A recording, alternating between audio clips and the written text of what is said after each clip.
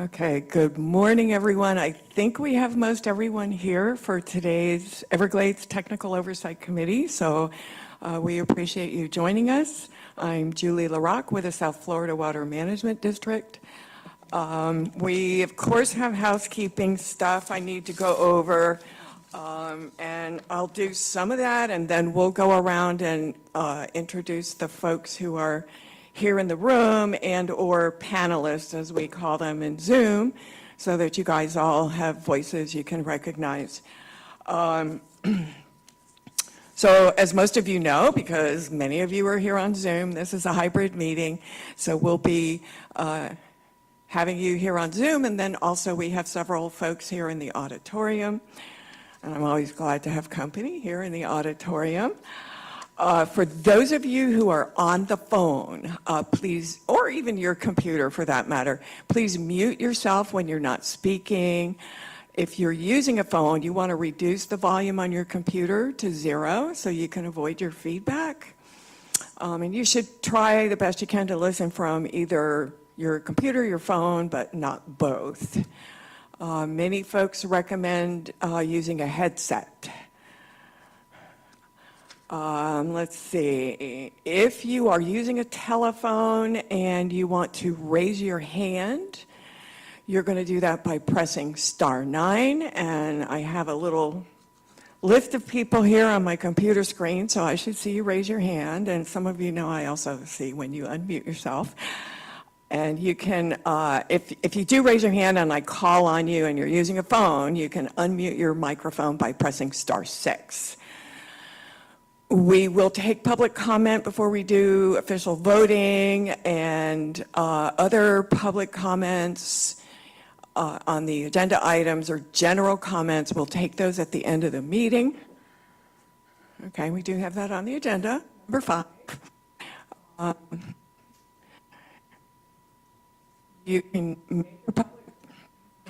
You can make your public comments using Zoom, and if someone in the audience wishes to make a public comment in person, we can entertain that as well.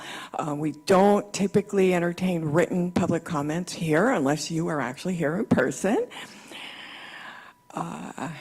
For everybody, please do use the raise hand feature if you can. I realize it may be a little unwieldy to do that if you want to speak. We aren't responding to chat messages. If you are on Zoom, only use the chat if you're having some technical difficulties. Otherwise, use the public comment periods and let us call on you. We don't always or normally respond to comments during the meeting, but we do keep track of those and try to get those questions answered. Okay, so let's introduce the TOC reps. Julie LaRocque, if you could. Ed Smith, DEP. Lori Miller with U.S. Fish and Wildlife Service, Loxahatchee Refuge. Donata Surratt, Everglades National Park. And then on Zoom. Good morning, Julie. This is Dan Crawford with the Corps of Engineers. Thank you very much. And Mr. Barquette, could you please introduce yourself to our larger group?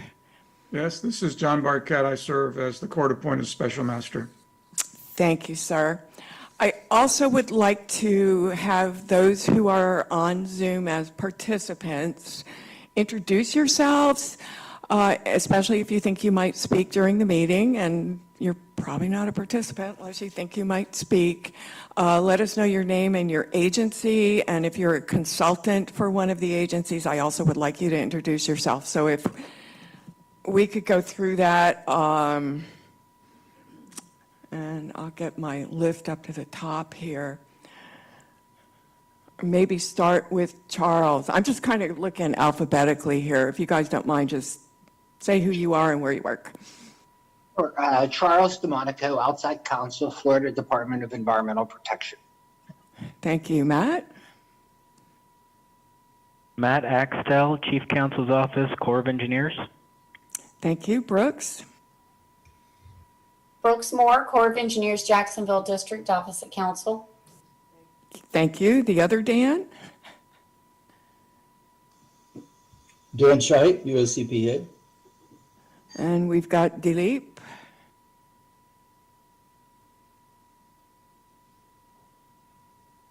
Dilip Shinde, Everglades National Park. Thank you very much. Eric, we didn't do a mic check with you earlier, but do you want to just introduce yourself, please?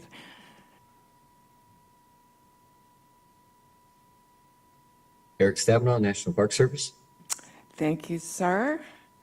Oh, gosh, I lost my order on my list. I have a James Riley. I assume he's not the one from our IT department. Do you want to say hello? Jim Riley, Core. Thank you. Jordan? Jordan Tidio, Florida Department of Environmental Protection.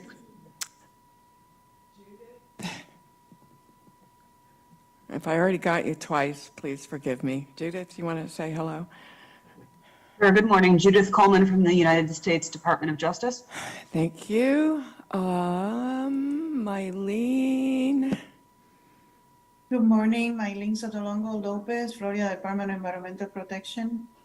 Thank you so much. Melody? Melody Naja, Everglades National Park. Nenad is here on Zoom. Neda Durickinen, South Florida Water Management District. And I've forgotten, Rochelle, I think you're the court reporter? Yes, I am. Thank you. All right, great. Thank you for being here. I think I got everyone that I can Julie, see. you forgot me. Who did I forget? It's Kenny Heyman, Florida DEP's Office of General Counsel. Sorry, Kenny. Thank you for piping up. I wish I had a little video of my screen where the names are all going back and forth, but I would never forget you, Kenny. All right, great. Well, thank you all for introducing yourselves, and we will get started on the business at hand. The first thing I now want to do is take a look at the items that are on the webpage so that you all are aware what we do have on the website. And today I'm actually going to look at the website. So on our main Technical Oversight Committee webpage, we do have data tables for the 3 areas of interest. For the first quarter of 2023, which is what we're presenting today, we have the actual settlement agreement report, the quality assessment report for the water quality data, as well as the data file itself. And if you're following along, we have read ahead, so those are also posted.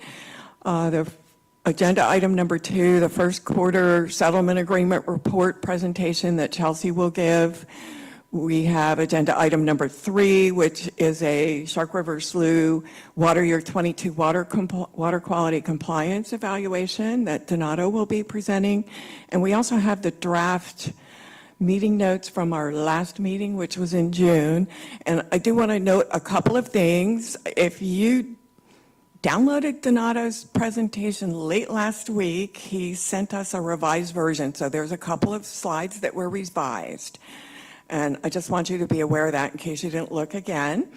And then also for everybody's information, because you're going to wonder why it's so easy, we do our best to send the draft meeting notes out to the reps ahead of time to give them a chance to look at those.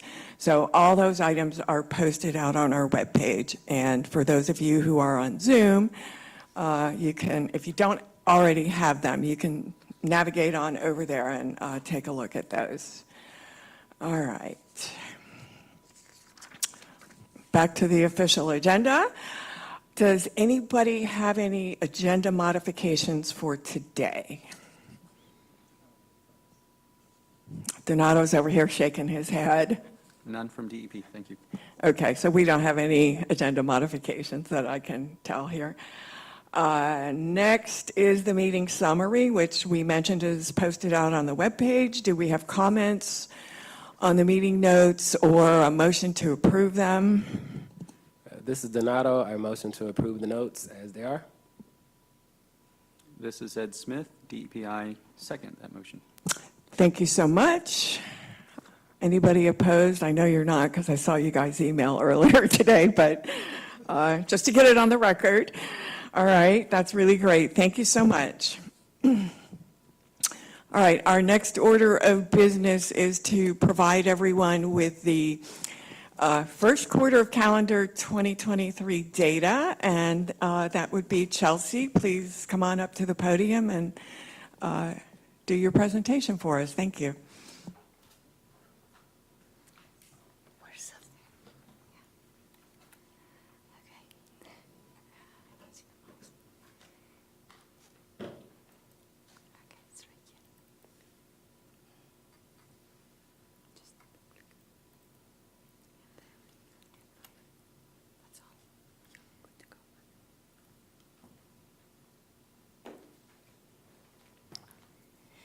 Hey, good morning. TOC reps, Mr. Barquette. Thank you for having me to present the settlement agreement report for the first quarter of 2023.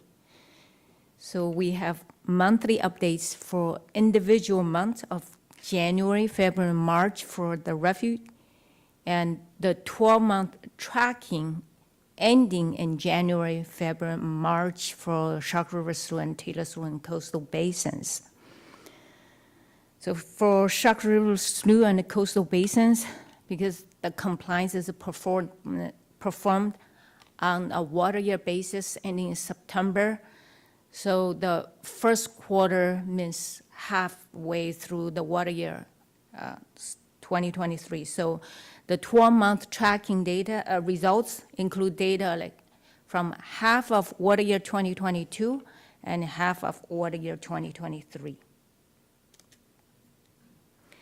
So starting from this summary table, so this top section is for the refuge. So for January, February, and March, the observe the geometric mean TP concentrations in the marsh, shown in this second column, were consistent below their respective long-term levels next to it, and this long-term levels were calculated based on the marsh stage and shown in this column. So the marsh stage has decreased, and we collect 13 samples in these months. So in the middle section here, covering Shark River Slough, so for the 12-month period ending in January, February, and March, the total flow are still very high, or can say substantial, extremely high in terms of Appendix A equation flow range. So the flow range upper limit is 1.06 million acre feet. So you can see the flow are above the upper limit, and which resulted in the long-term limit being pushed to the bottom of the Appendix A equation, 7.6 parts per billion. So we have extremely high flow and extremely low limit, and the flow mean TP concentration exceeded the long-term limit. The percent sampling events greater than 10 parts per billion is still higher than the guideline. In the bottom section for Taylor Slough and coastal basins, and the 12-month flow with mean TP concentration ending in January, February, March were 5.1 parts per billion, much lower than the long-term limit, 11 parts per billion. And this slide is for the refuge.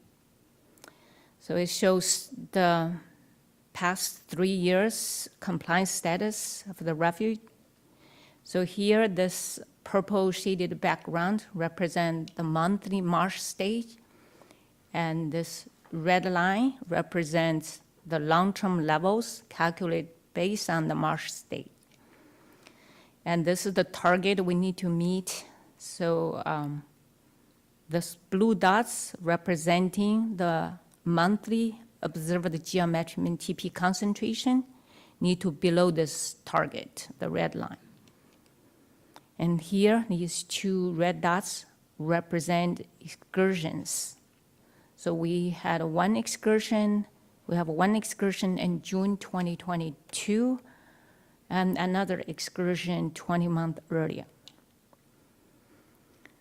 So the 36-month average geometric mean TP concentration is 6.9 parts per billion, about 2.4 parts per billion below the long-term levels. And this slide shows the same information.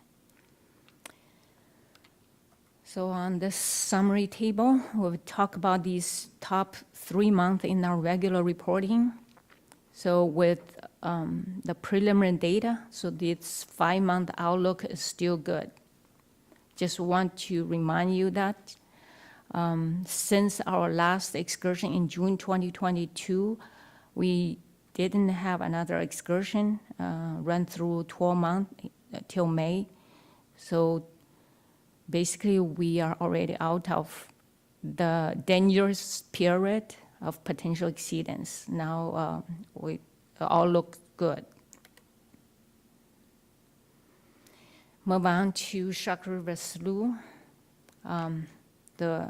For the 12-month period ending in January, February, March, the total flow are extremely high above the appendix equation flow range,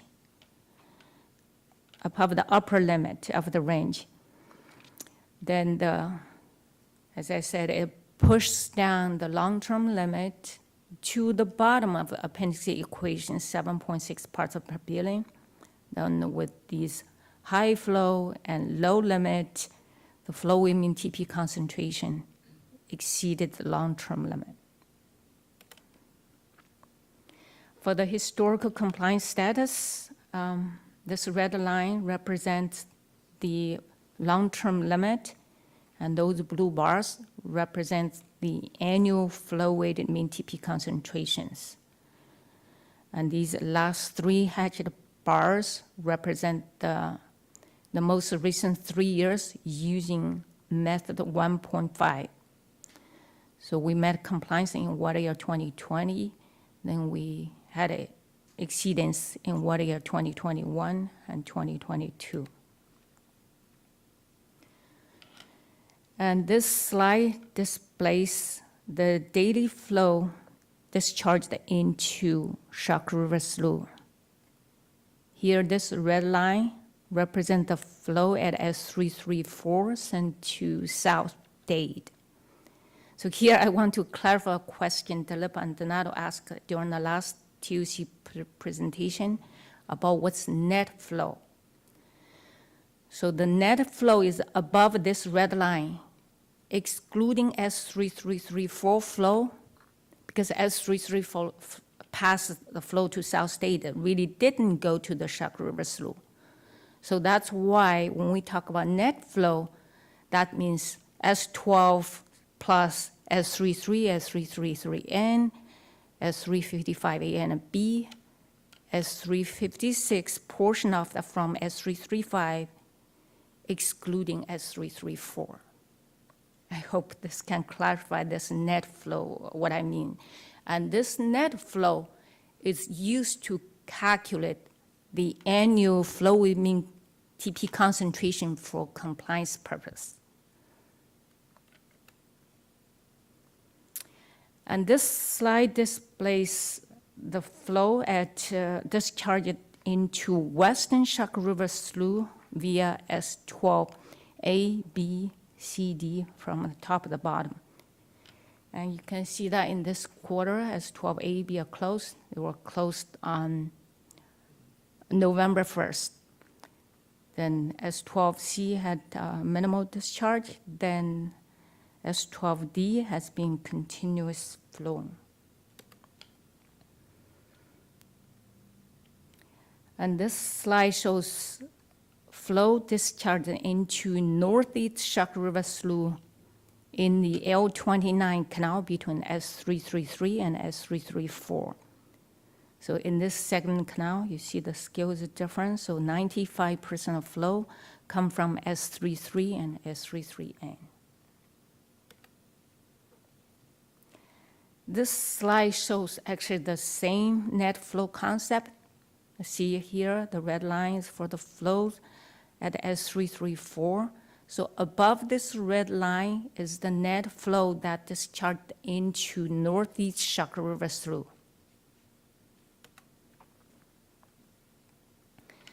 So this slide shows the biweekly flow in these blue bars, see here, and the cyan dots representing the phosphorus level. So these here, the flow, these are net flow. So these biweekly flow and TP concentrations serve as the basis when we calculate the 12-month annual flow weighted mean concentration or 12-month tracking. So with biweekly flow and TP, so total you have 26 samples, then you composite them together, calculate the 12-month flow weighted mean concentration ending in each month. So it's just moving forward each 12 months. And here, this at this blue diamond, string diamond, this is the 12-month tracking flow TP concentration ending in each month.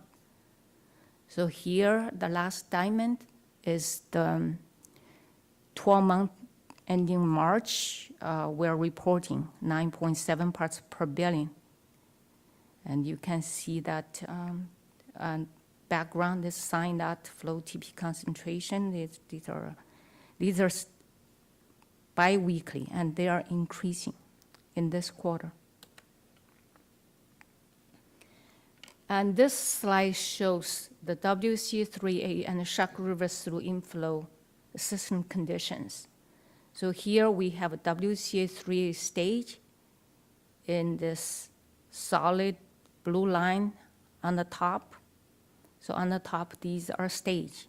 The red line is for S33 headwater stage. Then we have TP concentrations in the middle, showing those yellow dots. Those are Sauk River through inflow TP concentrations. Then we have the Sauk River through inflow at the bottom in this blue shaded area. So this covers 3 years, then the first quarter and on this blue line, then with a few months of outlook all the way through end of August. So here we see the impact of Hurricane Ian. That's right before the starting of water year 2023. So the Hurricane Ian brought rainfall push the stage into Zone A. You see here the solid blue line above this gray dash line. And this, you see TP concentration because the high stage was pushed low around 6, 7, 8 parts per billion. Then also we send lots of flow to Sauk River through. Then as the system dried up, stage gets lower, then TP concentration increases. So this stage TP relationship. Then as the wet season comes in, we see the rainfall increases and the 3A stage push into Zone A again. Then TP concentration also decreased.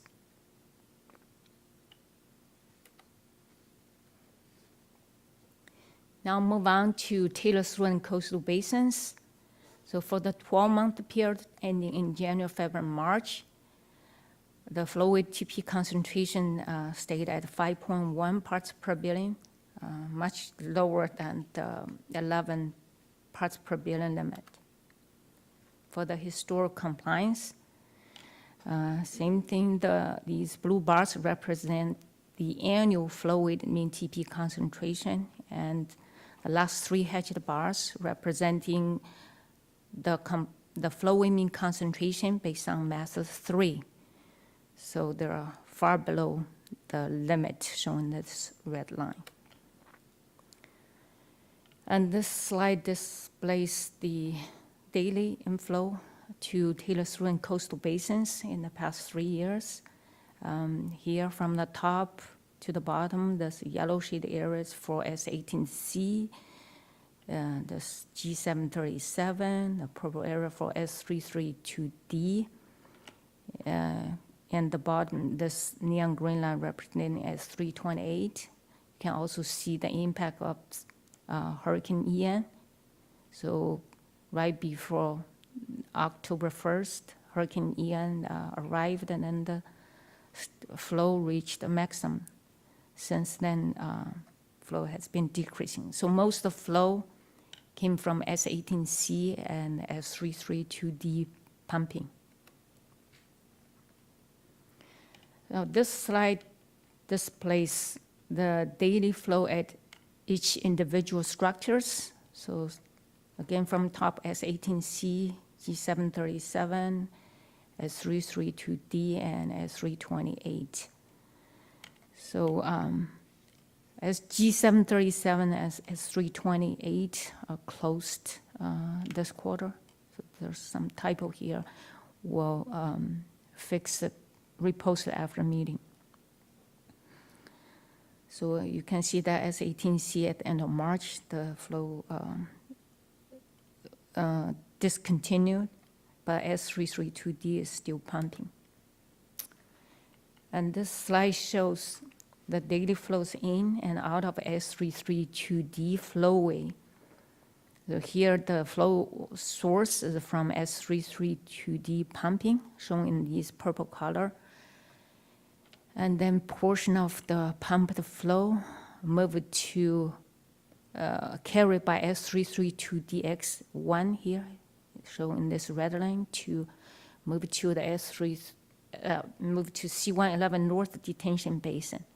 So only the flow above this red line is counted for compliance purpose.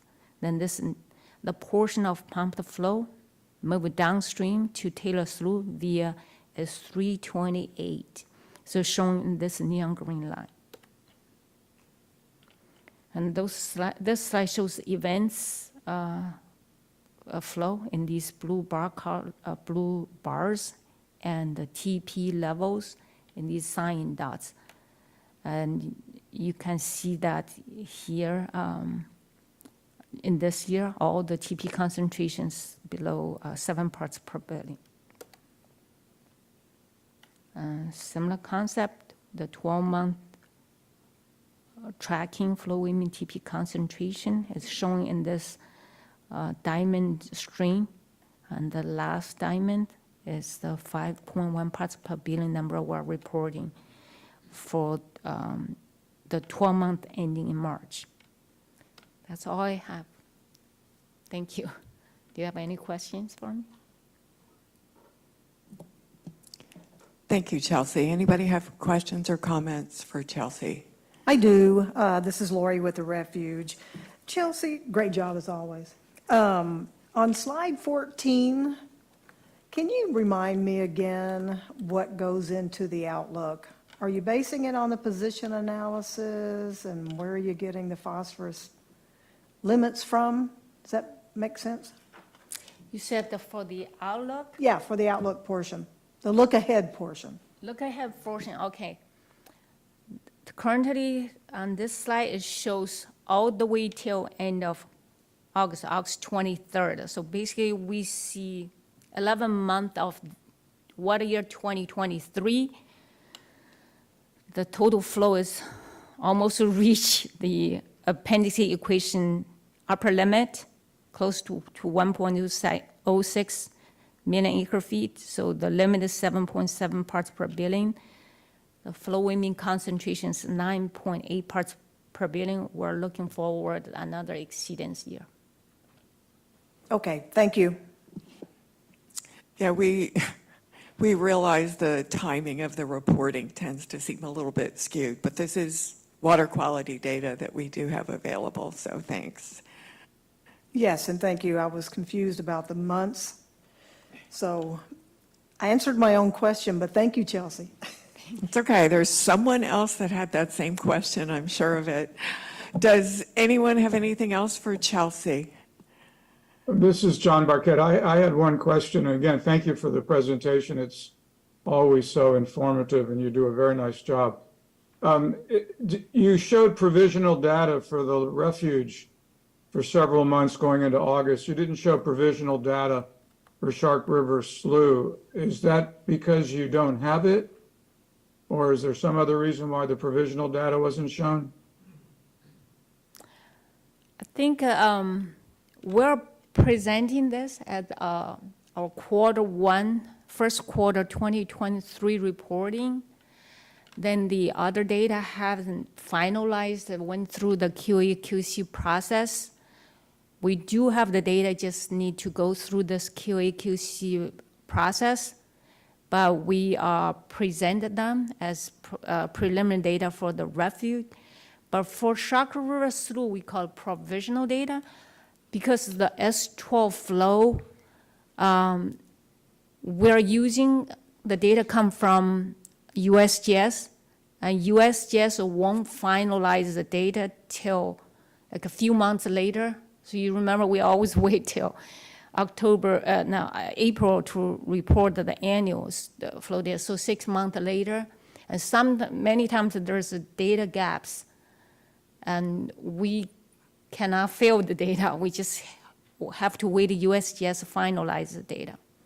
I hope this answers your question. Yeah, it does. Thank you. So you're blaming USGS. At least we have someone to blame.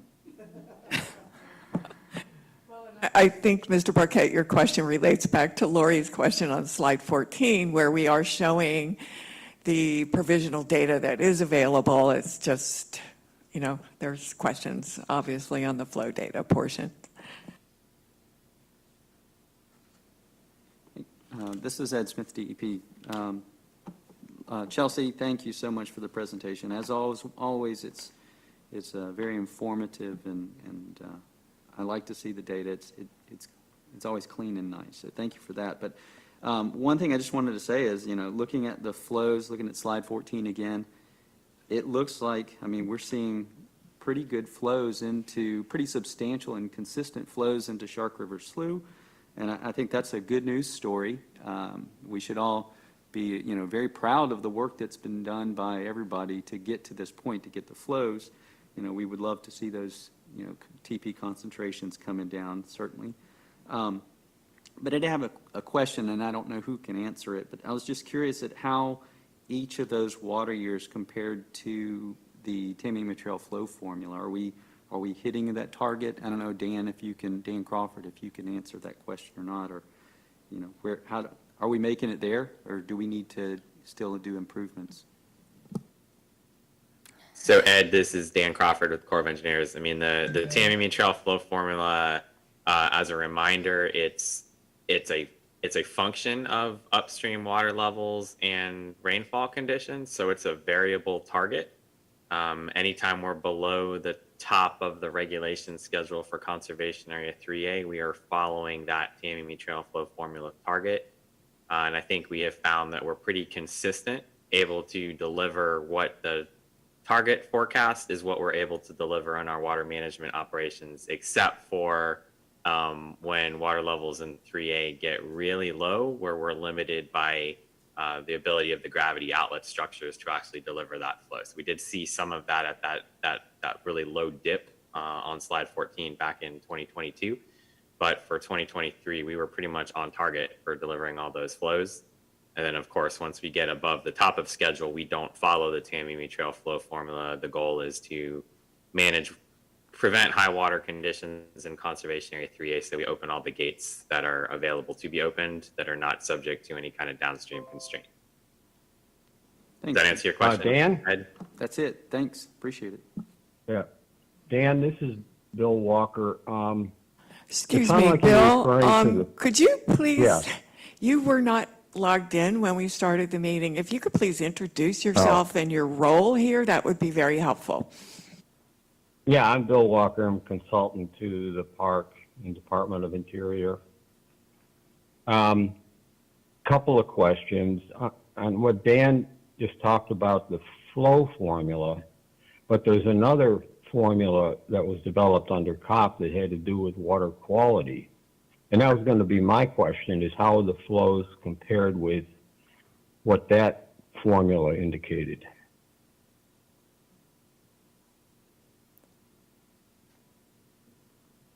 Is there anyone here who could respond to that?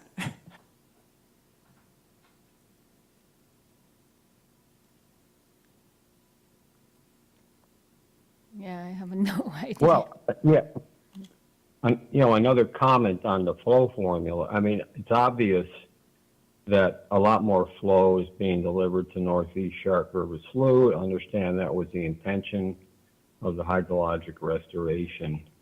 But it looks like, the flow distribution is so different from the conditions, the historical data we had to calibrate that water quality formula, that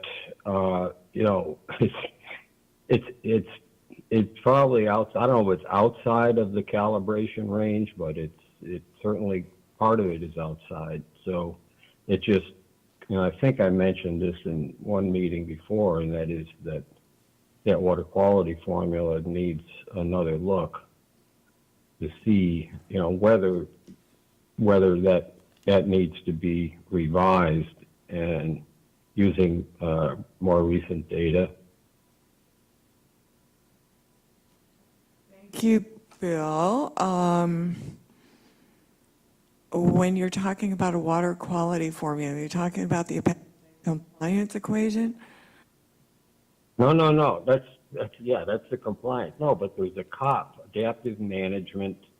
Oh, the adaptive framework. management. Okay, great. Thank you. I appreciate that because I am not as intimately familiar with COP, and I wasn't fully aware there was some water quality equation, although I do know there's an adaptive management component. So, all right, thank you. Right, and that's driven by 3A stage and then the gradient in stage from north to south, and I think the rate of increase of the stage at S333. And I don't know, I haven't heard too much about that. I've been working on other things. But that's a separate work group that looks at that, as far as I know. Okay, thank you. It ought to be. I don't know if Dan or the other- Jim have anything you want to add here.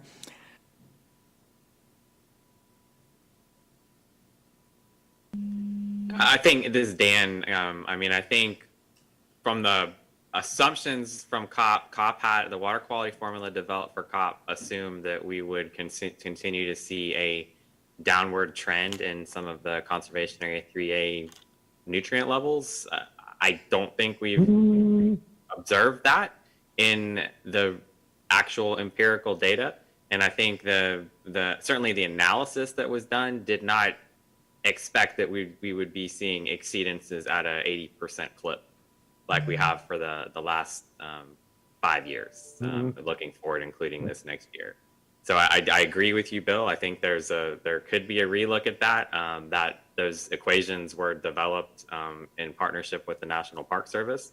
So certainly we could consider whether that data could be relooked at as part of the current operational planning study that the Corps has initiated starting in April of this year that Mr. Bradshaw provided an overview at the last quarterly TOC meeting.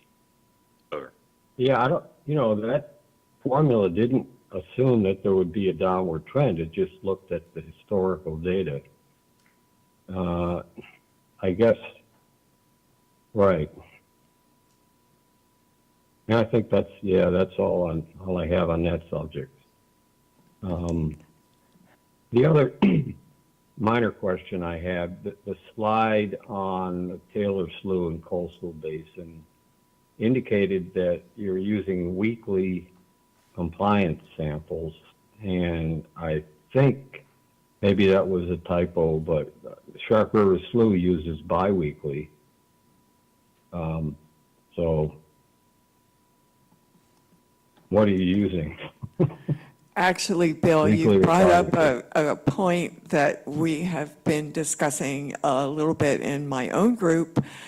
You may recall many years ago, there was an agreement to actually do water quality monitoring every week at many of these structures. And for Shark River Slough, the structures are all collected on the same day and the biweekly data is used.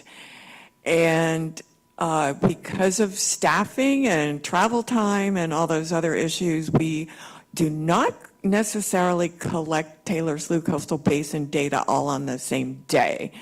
And so you're correct. I believe Dr. Mo has been using all the weekly data, and we do recognize we really don't have to do that, but that's what's happening. And personally, I'd like to consider trying to find a way to accurately use biweekly instead of weekly, but your observation is correct. Well, I mean, if you're using the weekly, what, for Taylor Slough, why not use the weekly for Shark River Slough? I mean, that's the one with the problem. It would improve the accuracy of the tracking. I understand that, and I vaguely recall from some years ago, we had some legal discussions about that. So we're going to stick with biweekly data for Shark River Slough. Well, maybe they should have the legal discussions again, because you got a compliance problem, and anything that would improve the accuracy would, be a better basis for decision making. Okay, well, thank you for your comment. Okay, all right. Anybody have anything for Chelsea? Anything else?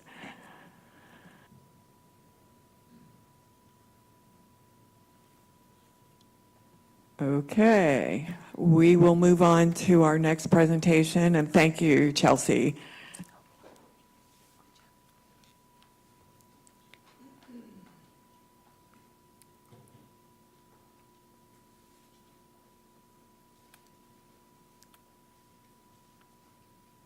And a reminder for those of you who are calling in, if you could please mute yourself when you're not speaking, that would be great.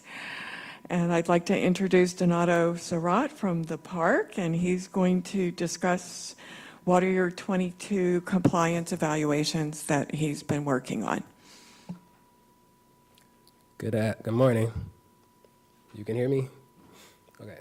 Chelsea, thank you for that presentation. It was definitely succinct and straightforward and very clear. I appreciate it.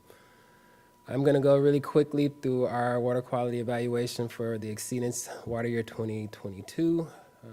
It's not going to be very different from what you saw last year.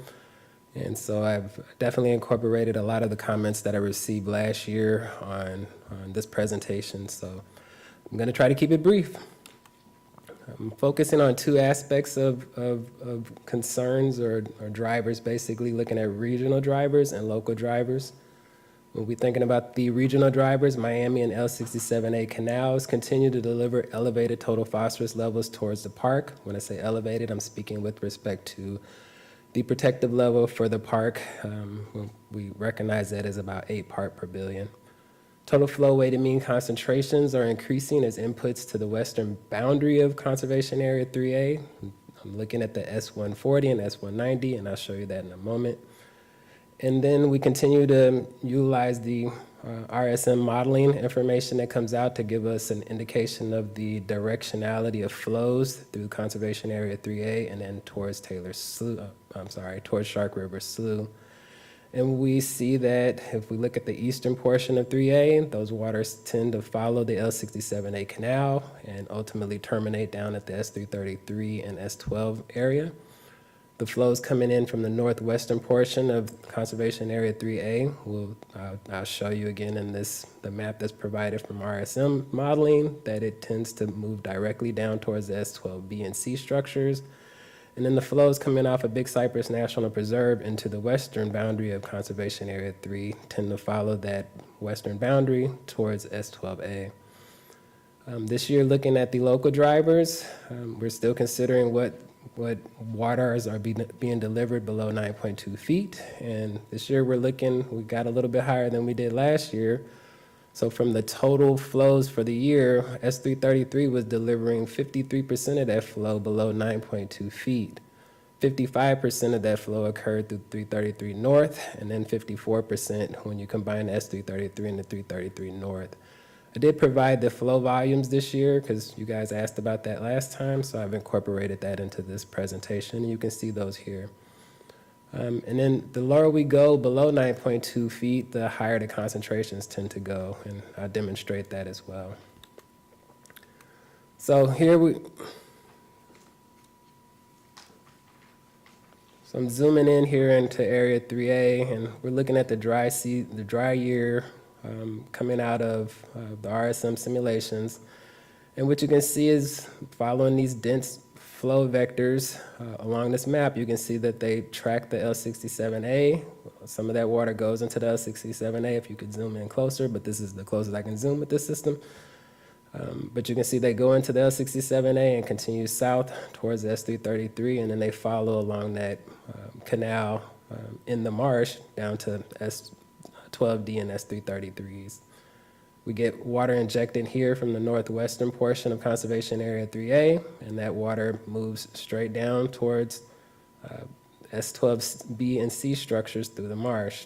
And you also see that we get water injected over here from the western portion. And based on the simulation here, you can see dense vectors showing that we get flow moving all the way down to S12A.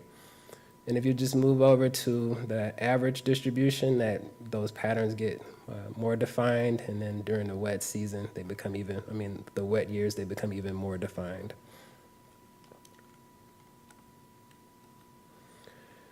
So again, this is the regional scale that we're looking at. So we're looking at concentrations now. This is the flow weighted mean concentrations for the water year, 2022. And I had the luxury of speaking with the district in the background prior to this meeting and verifying my numbers. And I'm able to match all of the numbers here except for S140, and I'm coming up around 20,000 acre feet short of flows that were reported by the district. I am able to match this 80, and I think they had 82 parts per billion. I'm sitting at 81 parts per billion. But for the rest of the flows, I'm able to match what they are producing using my model. We can still see the higher concentrations are coming in over here from S190, sitting at 119 parts per billion this year. S140 is around 81, 82 parts per billion is reported by the district. S8 this year was coming in at 23 parts per billion. And I do want to note the water year here is October through September and not the state water year of May through April. So reported here is 23 parts per billion coming in for S8. We come over here, out of the conservation area 2, you see concentrations are a lot lower. And then down here at S12A, we're sitting at slightly less than 8 part per billion. So it's looking good there. And then these two were just S11, B and C were just slightly above 8 part per billion. S150 has been a big player recently with the recirculation of water coming from Conservation Area 2 and then going through and then being transported around up here in the northern boundary to be released into, a lot of it's going over here to Northwest Conservation Area 3. So it's been a bigger player this year, and you can see S150 is delivering around 14 parts per billion this year. Short circuit in the marsh here, the S9s are delivering 21 parts per billion and 17 parts per billion in water year 2022. So we're still seeing concentrations of water that are being delivered above the levels that we identified as protective, even above the 10 parts per billion for the Everglades as a whole. When we get down here to the inflows to the Shark River Slough, you can see S12A sitting at around 15 parts per billion this year, slightly lower at 8.2 parts per billion at S12B. C dropped down to less than 8 parts per billion at 7.9. And then we can see S12D was 9.4. The 333s were 16 and 14 parts per billion this year. When we look at trends over time, we have adapted to comments from the NED last year, where we're now using the USGS Kindle, season Kindle package to evaluate our trends using the monthly concentrations to evaluate change over time. And we are still seeing a pattern of increase over here on the west side, coming from the S190, the 140, 334, and then the S12A. We do see some good signs, and this continues to be from what we saw last year. The S150 and the S11A are showing improvements or declining concentrations there. while the other stations seem to be holding steady. So shifting over to our local drivers. And so I presented this last year, and in 2021, we were closer to 40% of the flows being delivered below 9.2 feet. So we're just adding another year where we're delivering high levels of water below this 9.2 foot stage. Again, this year we're looking at when we're looking at the 333s combined, we're looking at 54% of those flows being delivered below the 9.2 stage threshold. And just to remind you, we did have a high event of sending waters at this level before, but this was a year when we were actually able to divert water around Northeast Shark River Slough and send that water down to Dade. So these flows actually just didn't count into compliance, which is why we did not have an exceedance that year.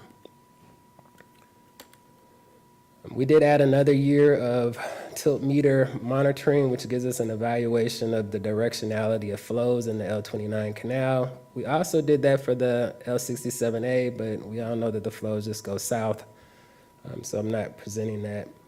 Of interest is the directionality of flows from the L29. And so in this figure, we have two y-axes. On the primary, we have water speed, but I don't want you to really focus on those rates. We're really using them just to indicate which direction they're going. So when those rates go below 0, they're headed towards S12s. When they're above 0, they're headed toward L67A or the 333 structure.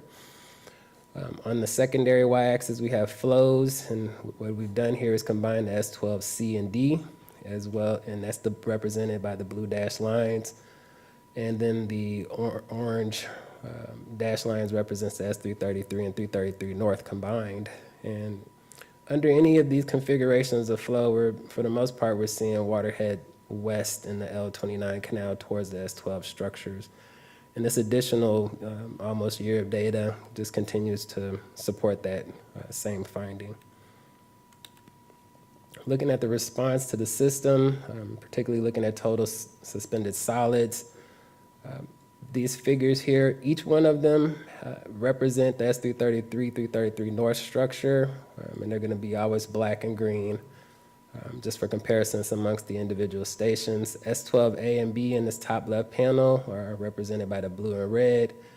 And generally, while we're at these low stages, we're not seeing data being collected because we don't have flows normally occurring through the S12A and B.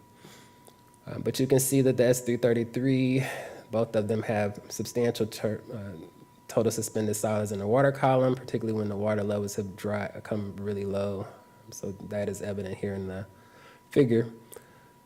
Similarly, at the S12C, we did get slightly above the minimum detection limit, and so just these blue dots that you see, most of these are MDLs, and it seems like the MDL switches between 3 and 4 milligrams per liter. I'm not sure why it switches like that, but that's how the data are reported. But you can see here we did have one event during these flows that showed that we had some total suspended solids kicked up into the water column at the S12C. 356, similar story. Most of the time we're here at MDLs. And the S152, I just didn't find that data reported. This year I've added the S9 and the S9A on this bottom right panel. Last year we had the 355s, but still in this case we don't collect total suspended solids, but I presented it here so we can set up the next slide. So here now we're representing our total phosphorus concentrations and the same basic layout as the previous slide, so I won't go through that again. You can see our S333 structure has capped out this year at around 38 parts per billion. And these are concentrations when the structures are flowing, right? They're not fluid. I mean, there's nothing magic about here. It's just straight up concentrations only when they're flowing. And then so the green here is representing 333 North, and this one hit around 28 parts per billion. And we just didn't have flows for S12A and B, like I said a moment ago. When we look at S12C and D this year, we do see that S12D came shortly shy of the 38 at the S333, sitting around 30 parts per billion at its highest value. S12C was just shy of the highest value at S333 North, sitting around 27 or 26 parts per billion. And 356 did go up unlike previous years, it did go up slightly during these low stage periods. And this year we're looking at the S9s in this bottom right panel. And you can see that the S9 structure exceeded the value that we saw at 333 North, and it was just shy of what we saw at the S333.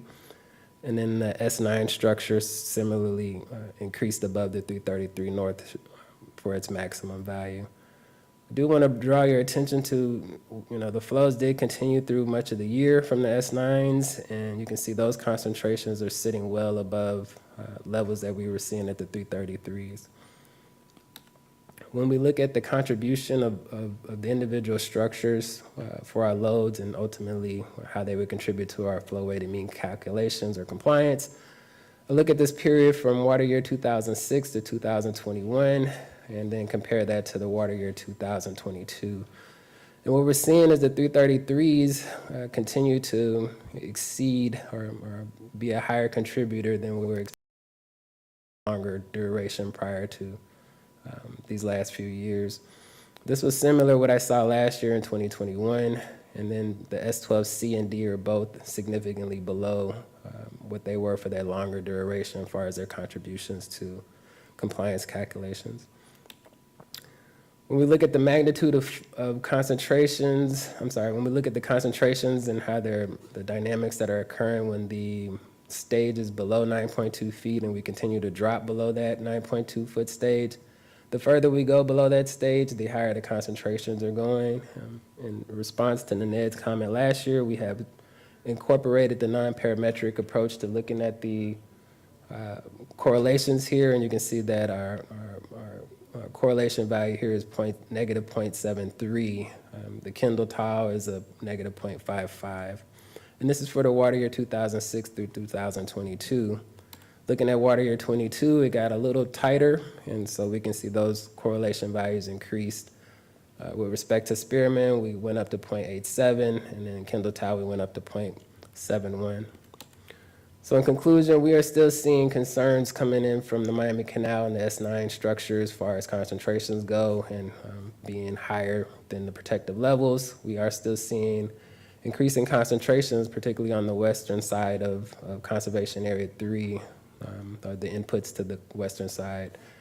And then we have those flow vectors that are still showing the dynamics and of how flows are moving through Conservation Area 3A and reaching Shark River Slough. When we look locally, we just sent a lot more water this year and in past few years of that total flow for the year. It just was a lot more delivered below 9.2 foot. And we're no longer routing that water around Northeast Shark River Slough. So all of that water is actually being incorporated into compliance. And obviously with those higher concentrations incorporated, it is helping produce those higher concentrations and then exceeding the limits. The contributors to the loads that we're evaluating continue to be the S333 dominating that.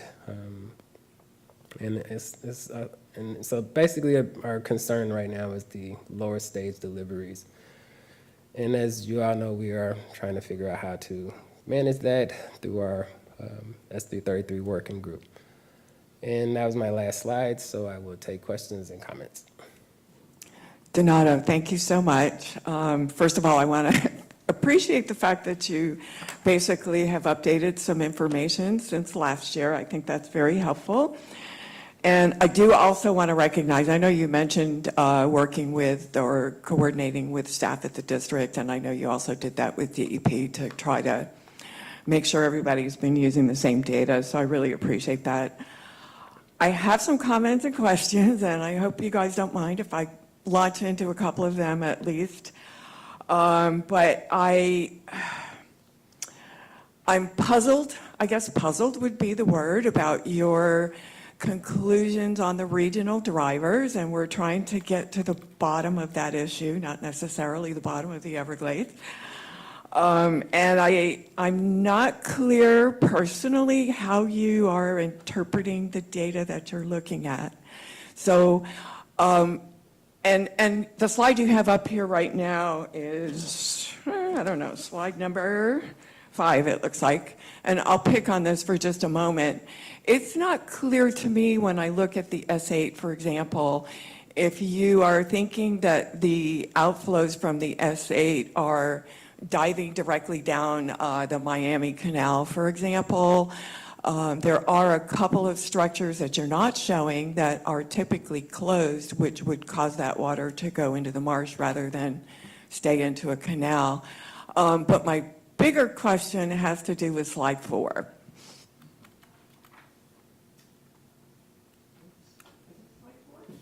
Your regional simulation model?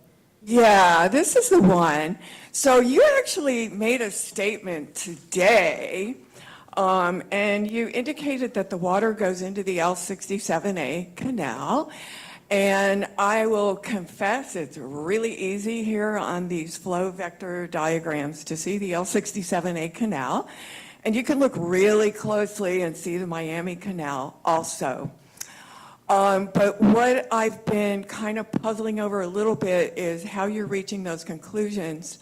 This particular modeling exercise actually does not include the canals. So the vectors that you're seeing are within the little, and I'm not going to lie, I don't know if RSM is a finite element model or whatever type, but you know, the little marsh elements is what you're seeing here. And so those flow vectors are all within the marsh. This particular model did not include modeling the canals. And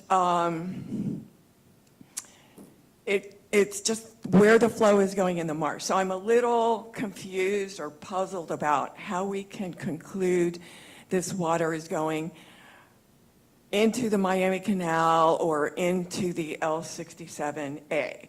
And so that's just something I'm not sure how you are interpreting it. And I know you did this last year, and I'm not going to lie, I've been puzzling for a year now.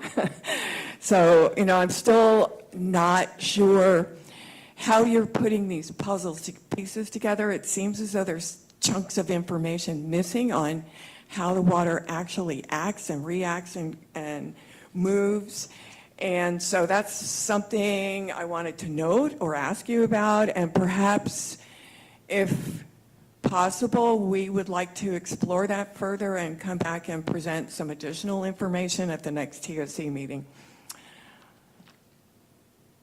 And I also have a note for myself here that the S150 isn't even modeled here for this particular modeling exercise. So I just wanted to also point that out to you. Okay, thank you, Julie. I appreciate that additional information that the canals that we see in this figure are not actually represented in the model. I did not know that, so thank you for telling me that. But at the edges of Hey, these... Donato, I'm sorry. This is Dan. I mean, the RSM model does include the hydrology associated with the canals and the Everglades. Julie is correct that the graphic is focused on the overland flow vectors, but the hydraulic conveyance effects of the canals in the Everglades are part of the RSM model, speaking as the water resources lead for Central Everglades on the H&H side of the Corps. Over. So it sounds like that might be something a little more appropriate to look at in trying to determine where the water's going and the various concentrations of the water. So thank you for that too, Dan. So, yeah, thank you, Dan. So my interpretation of this figure, on my screen, personally, on my own computer, I can actually zoom in better. But they have these very light blue and green arrows that show that the water points directly towards where the canal would be, which suggests that some of that water is actually moving in the canal and probably be back and forth. And in the real world, that is probably where what we're experiencing. And I think we can see that response in our marsh system, particularly at stations that are along this boundary. I think we have CA14 and CA18, and they both show elevated concentrations relative to what we see deeper in the marsh interior, suggesting that there is some exchange between the marsh and the canal along this path. That was one of your questions. I hope I helped address that a little bit. So this is John Barquette. I'm trying to understand what the impact is on the conclusions from the discussion that the three of you have just had. Well, and I'm still not clear either, Mr. Barquette, because I think what I'm hearing from Donato in an overall sense, and Donato, it's kind of like my next question here, are you implying that much of the, I'm going to call it excess phosphorus or the increased phosphorus is coming through the Miami, and, you know, this is just one of the 3 areas you looked at, but through the Miami into the L67A and getting down to the L29? Are you indicating that? Because I'm trying to match up the structures and your numbers on the next slide. Yes. Right, because the design, and I agree with you that there is a structure that helps divert some of this water back into the marsh in the middle of Conservation Area 3A. But I am definitely saying that the water is transported along this route and follows these routes that are identified in the RSM modeling to ultimately be a portion of the transport of the nutrients, not just phosphorus, but all of the nutrients. So, Wait, can I go back to your other, I didn't address your first question. who is speaking? Me? Oh, sorry. Notes being handed here. I'm too close to the mic, apparently. So the first question, yes, so no, I guess I just did. So yeah, I still, the modeling that you guys have done from the RSM indicates that there are flows moving along these paths.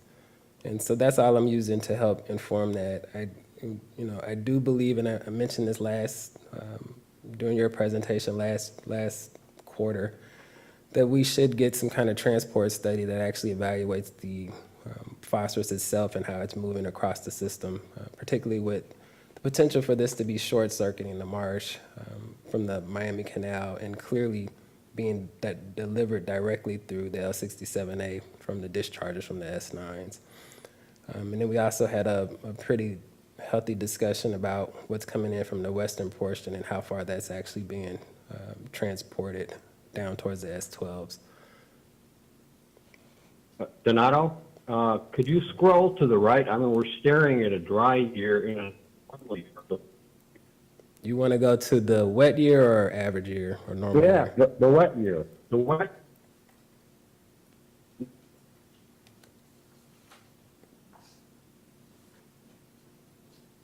Are you seeing it? Bill, are you still there?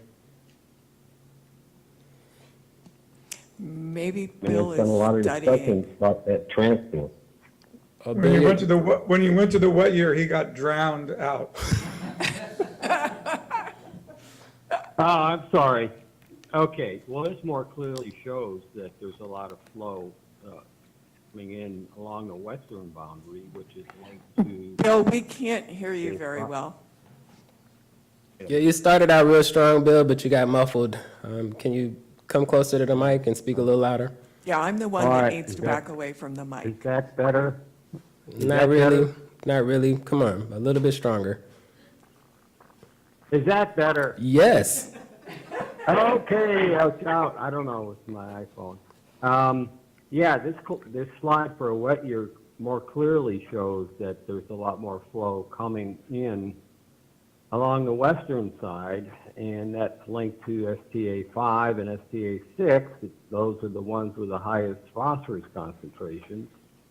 And I think Stewart, and I know I have looked at the gradients along that side in the marsh data, in the canal data, and you can see the tracer, you can see chloride and whatever coming down that is linked to those basins upstream, the western basin. So I think there's evidence that there's transport of water here.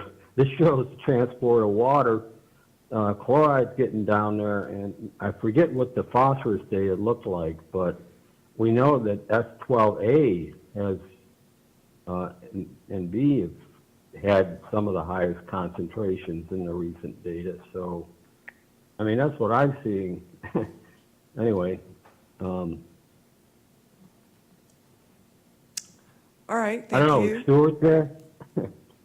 Stuart, you're being beckoned to the mic. Oh, my good, and you guys aren't even letting me ask my questions, but that's okay. Oh. Come Who are on, you Stuart. guys? You can come up here. You feeling all right? Hey, Bill. So I think there's two parts of the discussion when you're looking at these upstream locations and the flow vectors of where water is coming from. We know with chlorides and the other ions, they're going to be somewhat conservative. So they're certainly going to indicate, along with the flow paths, that you have water that is sourced from a particular direction. And that volume of water, when looking at those ions as tracers, is indicating that that volume is following the vectors and it's making its way down towards the endpoint. But when you look at that perspective from phosphorus, which you have a very large marsh, and just like we have in any vegetative system, when you have inputs at the very upper end of the system and that water is carrying those nutrients downstream through a marsh, you're obviously going to have uptake from the vegetation. So those concentrations, we know like with the TP network, the phosphorus concentrations that are in the marsh are a little bit higher in the northwest corner of 3A. But by the time you get down to below I-75 and you're past the vegetation halo that is in that gap area below S140 and, well, S190 is a contributor to the halo, which then gets into the gap that brings in all those really strong blue flow vectors coming from Big Cypress Basin that move back into 3A. We have stations in that location also. There's no direct canal between the vegetation halo south of S190. That canal system terminates, flows out into the marsh, goes many, many, many miles through the marsh, and then a canal system picks up again at the L28 at the tieback levee on the 3A side. So, I think what we may be seeing is we know the water volumes with those tracers indicate that there's water coming from a particular direction, but we also know that the marsh system is receiving a lot of that water. There's nutrient uptake. And by the time you get down to the southern part of the marsh, the phosphorus concentrations are low. And I think what we're seeing in the system dynamics is there's evidence in many different locations, probably from the western side of 3A marsh going into that interceptor tieback levee where what structure is that? Where the 344 structure, there is a canal that's north of 344, but you've got marsh to canal connectivity. It's the same thing that we're seeing with the L67A. There's some type of 3A to L67A marsh connectivity. And we're probably seeing that up at the S11s where you've got the 2A marsh with lower concentrations in the marsh receiving a lot of water from, you can see it in the vectors in the 2A area. Is there a mouse on here? It doesn't show up on the screen. Okay, there it is. So in this 2A vector, in this 2A flow vectors, you see a lot of water moving from STA2, and I don't know what percentage, but there's probably 90% plus of STA2 outflow waters are moving through the marsh system, but then there's a canal here, so you got marsh to canal. You have marsh to canal over here where the 344 structure is. You have marsh to canal connections here. So there's a story to be told, and that certainly is something that needs investigation. So there's little pieces of the puzzle. We shouldn't necessarily conclude that just because we necessarily see an input at a particular location that actually, maybe just kind of going back and jogging your memory a little bit, I think you've mentioned that in the past also. It's too simplistic to look at the inflow point boundary, the boundary inflow points and directly correlate that to what we're seeing downstream. There's a lot of complexity that's going on in between. So I guess that would be my response to what you were talking about. Right. Well, yeah, I certainly agree that it's not simple, but as I recall, I created a Google Earth layer that's posted on my website where I looked at all these tracers and I looked at phosphorus throughout the system, and that's where I got my kind of inkling that the transport along a western boundary should be investigated more. And I know you've looked at it and I've looked at it, but it probably needs another look. Yeah, Bill, I would agree with you. It definitely needs some more investigation. It definitely appears there's some, I mean, if in a mass balance, if the surface water measurements are showing they're low concentrations, but then you get that into a canal and you've got marsh to canal connectivity and the phosphorus concentrations are going back up, there's something there. I mean, so I would agree there's more that needs to be looked at. You know, and let me say about Donato's presentation also, this is a starting point. We're learning something about, I mean, this is all parts of the puzzle, and we're learning something about the inputs and the outputs, and what we need to do is look more in between, right? There's a box there of things that need to be investigated. Well, the other thing, and I think we've talked about it in TOC or elsewhere, and that is once the flow gets to the L29 from S12A over to S333, the extent to which flow can be transported from A over to 333 under different stage conditions. I know in dry conditions it's not going to make it, but the question is whether under these high water conditions, given that S333 is kind of pulling, dropping the water level because it's pulling so much water through, it may be essentially sucking water from the west, which would be a way water could get from A to 333. And I don't know, I know someone else on the hydrologic side has discussed that, but I don't remember the gist of it. Thank you, Stuart. Bill, I'm not seeing that dynamic happen in the canal, and so that was a part of what we presented. Where did the mouse go, man? What did you do to my mouse? That was a part of what we presented here. So when we looked at, so we have a tilt current meter. I don't know. Oh, here we go. We have a tilt current meter situated right here on the L29 canal, and so we evaluated how the flows were moving directionally. And for the most part, during this, even the higher flowing portions of the year, we're seeing that water is moving west towards the S12s instead of towards the 333. Now, we didn't go far enough west to say what's happening between those structures. So all I can really do is talk about what's happening just east of the S12D and in between the 333s. So it is something that could definitely be investigated further. Right. Well, it wouldn't have to get all the way to 333. It could go out through B and C or D.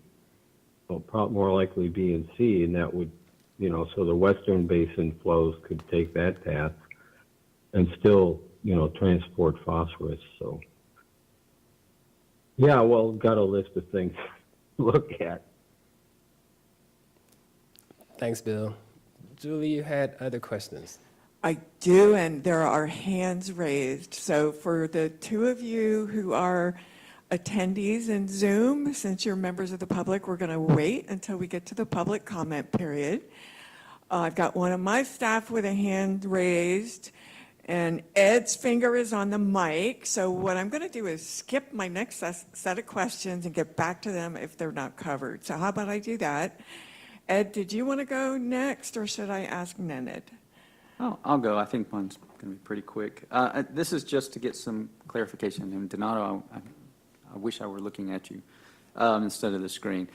Number one, on this one, just a thought, is there any thought to adding those additional tilt meters, as was, as Bill was saying, between the, the B and C, or the CD, and maybe even between the A and B, just to kind of get a better picture of what's going on? Is that something you guys are thinking about doing, or is it just a, hey, this would be interesting idea? I don't know how far along we are in that process.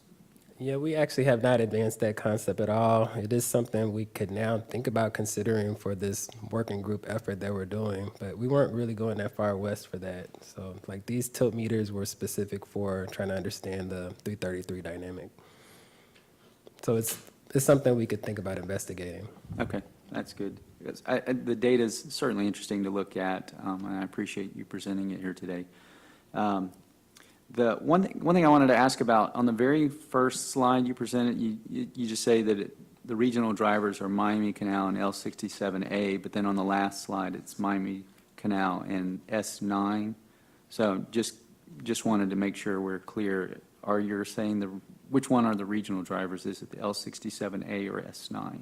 I used them interchangeably, sorry about that. But yeah, I was saying in this slide, I'm just real general, so I didn't get specific. I got a little more specific at the end. So Miami would be S8, L67A would be the S9s. Okay, thank you. And then with the Miami being the S8, I had the same thoughts or same information that Julie had, looking at the S339 and S340. We looked at the data during water year 2022, and it appeared that there's no flow at those. Those are structures designed to send marsh flow out from the Miami Canal, send flow from the Miami Canal into the marsh to help with marsh hydration. We also took a look, and I know you can't compare it because it's not apples to apples, but we used the data presented in the district's SFER report. If you look at the marsh stations around the 339 and 340, they appear to be, as far as TP is concerned, kind of background concentration. So I guess that's my question is, if the S8 is the regional driver, and then these structures are sending water out to the marsh, and the marsh data are essentially background, where's it getting back into the Miami Canal? What's the source to get it back into the Miami Canal and to the L67A?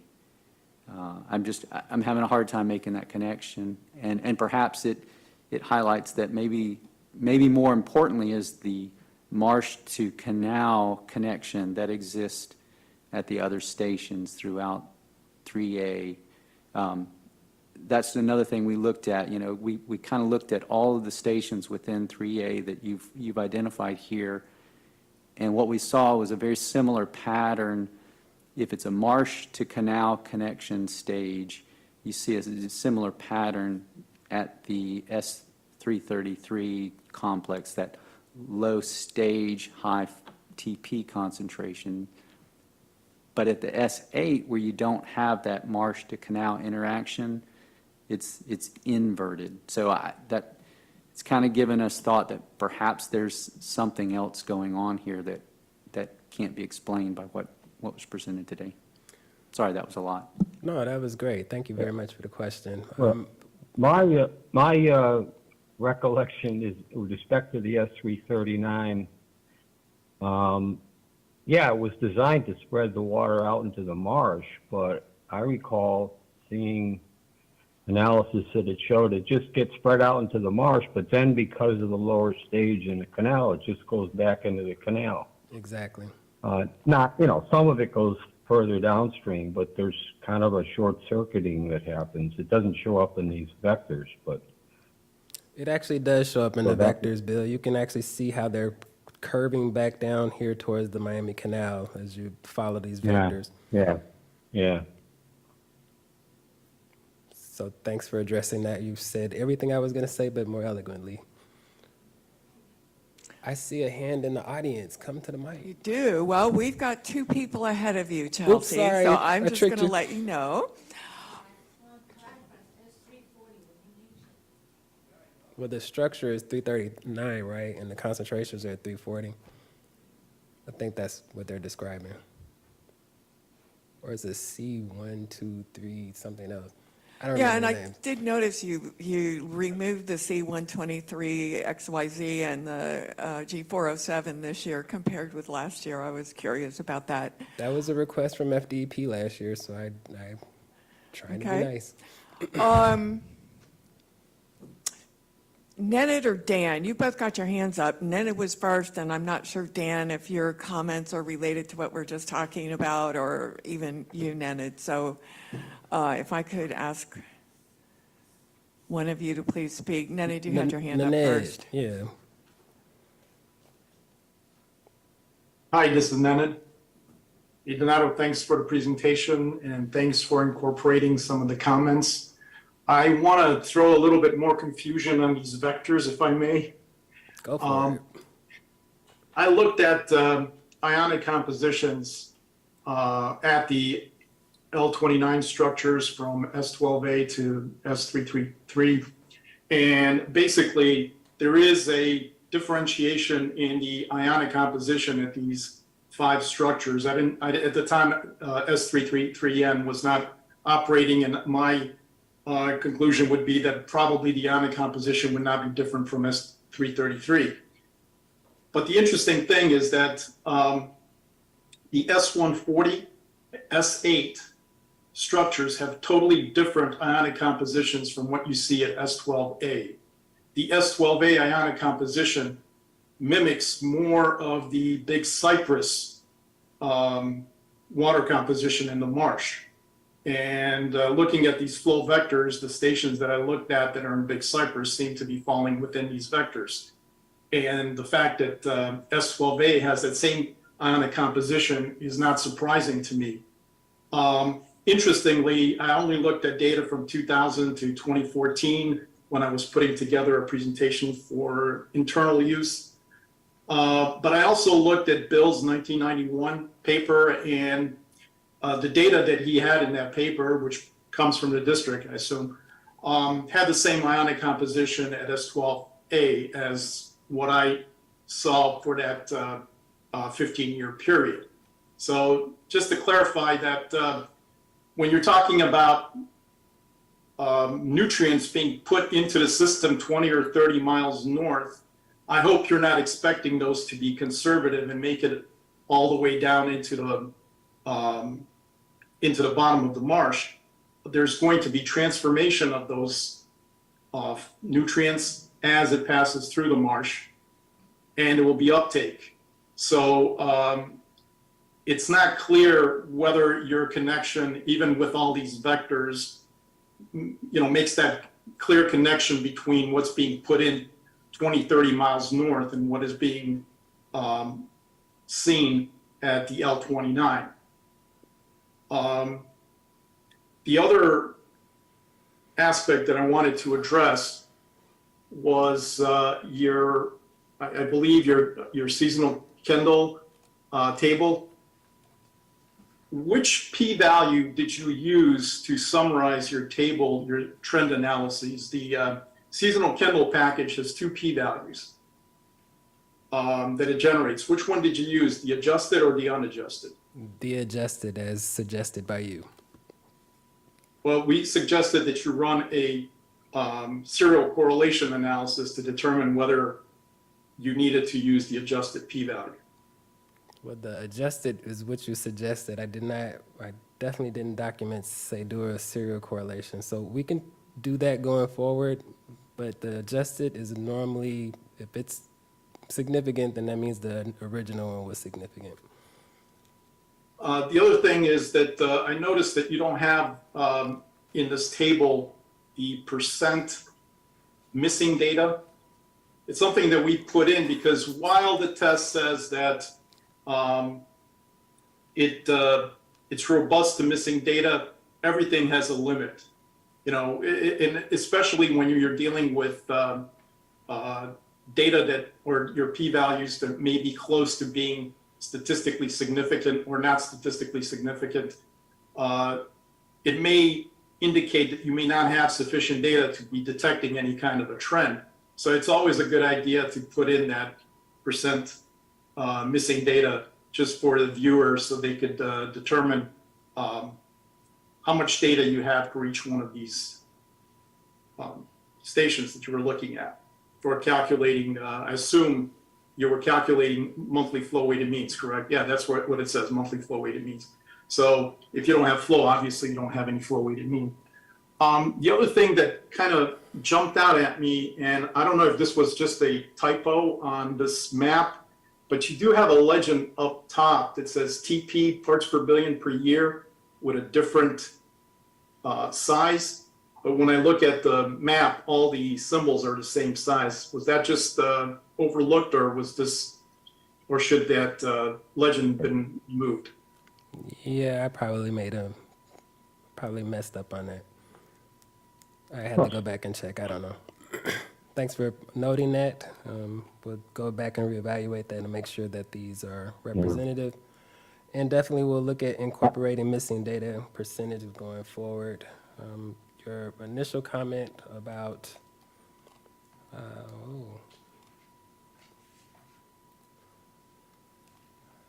the flows coming down and transforming the phosphorus. I agree that the phosphorus can be transformed and definitely uptaken.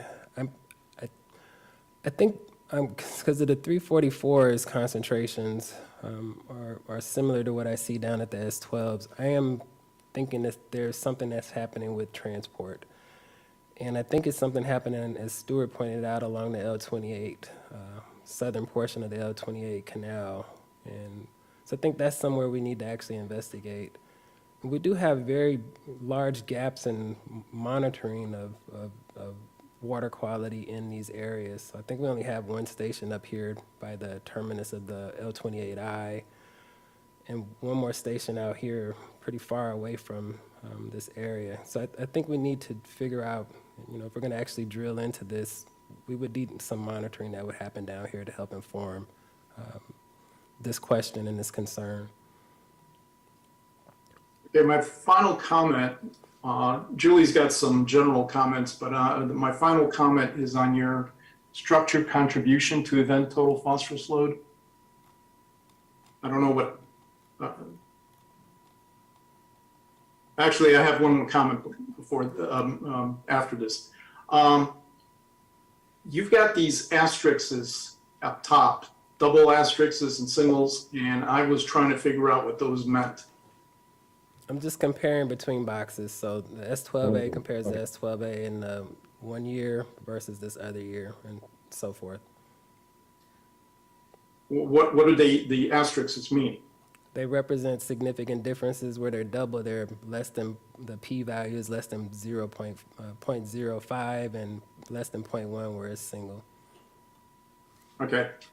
One of the things you may want to consider, and if you go up to the to your regression lines, wherever those are, yeah, there they are. The Spearman and the Kendall, yeah, you could get a good trend analysis based on the correlation analysis that are non-parametric. But I think for sort of comparability with the Pearson correlation, I think you're going to find that the Kendall tau is a little bit more comparable than the Spearman. So I'm not sure you need to do both of them, but I would suggest sticking with the Kendall tau because the Kendall tau statistic is a lot more closer to the Spearman R, or what we call the correlation coefficient. So it's a little bit easier to understand. Okay, I appreciate that comment. I incorporated both because you requested both of them last time. Thank you. That's all I have. Thank you, Nenad. Dan Crawford, you have patiently had your virtual hand up. Did you want to go ahead and I comment? do. Thank you, Julie. I guess I want to say, first of all, thank you, Donato, for the analysis. I think, from my perspective on the Corps of Engineers, I think it highlights that there's, we're continuing to see this local driver condition in the vicinity of 333, and that there's still, some further investigation needed on the larger regional trends, and that potentially by addressing the local driver, we may have more visibility on whether any of these regional trends are still statistically significant in terms of causing or contributing to the exceedances we're seeing in Shark River Slough. But I'll just add, as putting my modeling hat on, the regional model is not intended to be used for looking at local transport phenomena. We have much higher resolution hydraulic models that we use for that purpose when we're doing design or we're doing, technical investigations. Of course, the trade-off to those higher resolution models is they take a lot more time to run, and they're not able to look at, multi-year or multi-decadal scales, which is one of the real benefits of using the RSM tool that you highlighted, Donato.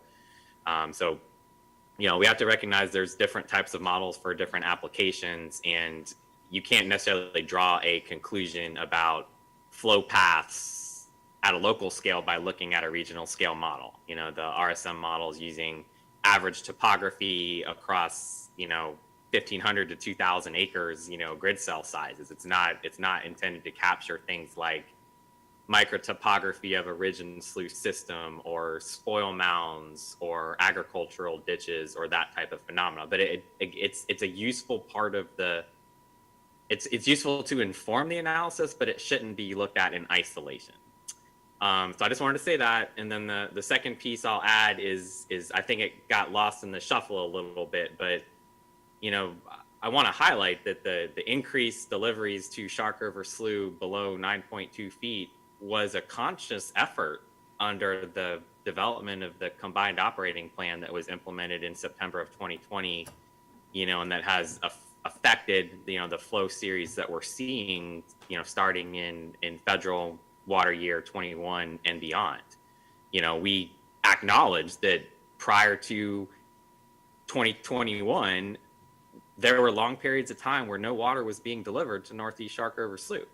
And that was a problematic with the downstream ecosystem response, which I think we're certainly seeing very favorable benefits downstream. So, I think your point on the 54% below 9.2, I don't think that should be glossed over. I think it should be acknowledged that that's providing a very meaningful ecological benefit, and that the development of those operations, which was a partnership between the Corps of Engineers and the National Park Service, was something that we were consciously trying to do. Obviously, we weren't trying to transport nutrients into the park. We were focused on delivering of the water that's critical to the ecosystem. But I don't want to gloss over that point, and I'll stop there. Over. Dan, definitely appreciate both of those comments. Start with that last one. You are correct. We are definitely experiencing ecological benefits down in Northeast Shark River Slough as a result of actually rehydrating that portion of the system. We had one of our a temporary staff member actually presented gear on some of those ecological benefits that we've been experiencing. We have seen substantial shifts in vegetation towards more hydric and desirable vegetation up in Northeast Shark River Slough. So your point is germane, and I apologize for not saying that at the beginning. Regards with the flow vectors, I definitely agree with you. Unfortunately, I'm not a modeler, so I don't have the ability to develop models that are local scale, so I can only use what's available to us. And this regional simulation model is something that we've been using for a pretty long time. While in the working group, we did discuss the potential to have some evaluation at the local scale, and that just hasn't materialized yet. So thanks for that comment. Okay, thank you. I'm giving Ed the eye, like who's going to go next? Why don't you go ahead, Ed, and I'll see if maybe you're going to ask some of my same remaining questions. Sure, thank you. Well, Donato, I have to back up and say thank you for the presentation. I think it was a really good presentation. I didn't acknowledge that in my first time of commenting, so I appreciate that, and I also appreciate the fact that you provided it to the TOC members and to the public well in advance, and that's been a huge help for me personally to have the time to read the presentation, understand it, and ask or develop meaningful thoughts and questions about it. With that said, one of the thoughts that I had, and just trying to get understanding, is you indicate on slide 5 that there was a combination of auto samplers plus grab samples, and that there's a statement auto sample primary. So I'm trying to figure out what does that mean, auto sample primary? And then a second question on that is, for the settlement agreement, we have the requirement that we use grab. Just curious as what was the logic of incorporating the auto samplers versus just going with grab, so you can have kind of a more apples to apple comparison to the settlement agreement. Okay, thank you for both questions. So the auto sampler, I forgot the first question, sorry. But the auto samplers were focusing, so when we calculate flow weighted mean concentrations, they incorporate both of them, and this is the algorithm the district uses. So I'm doing my best to make sure I'm matching the algorithm the district is using, which is why I describe having met and matched all of the data except for the S140. So when we calculate the flow weighted mean concentrations, we use the auto samplers and the grab samples, with the preference, so the priority being the auto sampler. So when you have auto sample data available, you're going to use that before you use the grab sample data. And so that's the algorithm that was developed, I'm assuming, by the district. What was your original the first question? I was just curious what the auto samples primary mean. I think you answered it, and I guess that goes back to, my understanding or my looking at the data. When you compare auto sample data to grab samples, we see this kind of historically, auto sample reports a higher data than, higher data values than the grab. So just curious how you were able to, or if you did do any adjustments to the data to kind of reflect that variation between grab and auto sample. That's all. Okay, thank you. And I agree that delivering the reports or the presentations in advance is something that we should all strive for going forward. I like to have the opportunity to have that time to evaluate in advance as well. Thanks. Julie? Yeah, I have another question on this slide, and it actually is also related to the auto samplers. I don't think every single one of these structures has an auto sampler. And so I was just curious how that might skew things a little bit, because it's also an apples to oranges if you're looking. I realize you're looking at flow weighted means at each individual structure here, but I'm just wondering if it's appropriate to use the auto sampler data when they don't all universally have auto samplers. So that was just a kind of a side question I had. It's one that I've had in the past as well, but there's no way I could match the data that the district is producing without using both the auto and the grab. So I just stuck with the algorithm you guys provide.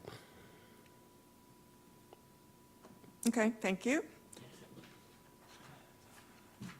Anything else for Donato's presentation? I don't see any other hands. Ed just raised his hand. From the panelists, we have a few members of the public still hanging in there, and we'll get to you, I promise. Ed just raised his hand. Yeah, I do have another thing that kind of came to my mind when I was reviewing the presentation. It's like on slide 6, if you will, the next slide. So I'm looking at this, and to me, this is telling a good news story. You're seeing stations on the eastern side of the water conservation area. We're seeing that in some of them we're seeing improvements, and that's a good news story that we all need to tout. And we're seeing that the other stations on the eastern side are, basically neutral. The question I have is I'm trying to figure out how do we talk about that, understanding that right now, the last few years, our stormwater treatment areas, particularly STA 3, 4, STA 2, and STA 1, west, 1 east, they've all been delivering much better water quality than historically they've delivered. So I'm trying to figure out how do we say that these things are delivering better water than normal, understanding that, the majority of their water is coming in on the eastern side with just only a small contribution to the S8. How are we saying that water quality coming in from the STAs is better than it's been historically? The water quality at these stations is either improving or neutral, but yet we're seeing the highest exceedance for this water year that in my time here that I've ever seen, that, you know, from the, I'm just having a hard time making that connection. Something is missing, so I was curious if anybody else had thought about that and if they could share it with the group. Well, for me, that is the impetus of why I started focusing on the local or regional driver discussion. And the reason I'm talking about the regional component of this is because we keep saying, or some of us keep saying, that that is no longer a problem. But these components are still loading the system. And until we can stop this excess loading, then I don't think that we can exclude them as drivers of what we're seeing coming down the line. Even once we resolve what's at the 333, we're still going to have to be mindful of what's going on upstream with respect to loading this in this local area. So I agree with you. We definitely see lower concentrations coming out of the STAs, and I think that is being translated to what we're seeing in the S150 and the improvement at the S11, and even the stable conditions we're seeing at the S8 and the other S11s. So I think that is evident in these data, but it's, you know, we're still above the levels that we need to see when we're looking long term for the ultimate fix. He asked if other people had visions on this, and so more people are welcome to come to the table and respond. I see no takers. Well, and mentioning coming to the table, I am sure there will be folks who want to make additional presentations in December when we meet, so I did want to throw that in there. So this is John Barquette. I've been listening intently to what has been a fascinating discussion, but I'm still not sure where this leads to and then how it relates. I've heard many references to the working group, and my impression was the working group was near the end and was in a position to make recommendations, and I'm a bit flummoxed now as to whether in fact that's the case, because it seems like there are things still that need to get investigated or done or reviewed or reconsidered, and just wondering after all this time why we're in that position. But where does this take all of you? This is what I don't understand. I'm going to take a small stab and just kind of convey that I think the working group is looking at the local drivers that Donato has mentioned, and I think someone's prepared to give you a quick update on that. I feel like a lot of our discussion so far this morning focuses on this idea of the regional drivers, that I'm not clear, at least in my own mind, that we've put the puzzle pieces together to convey that.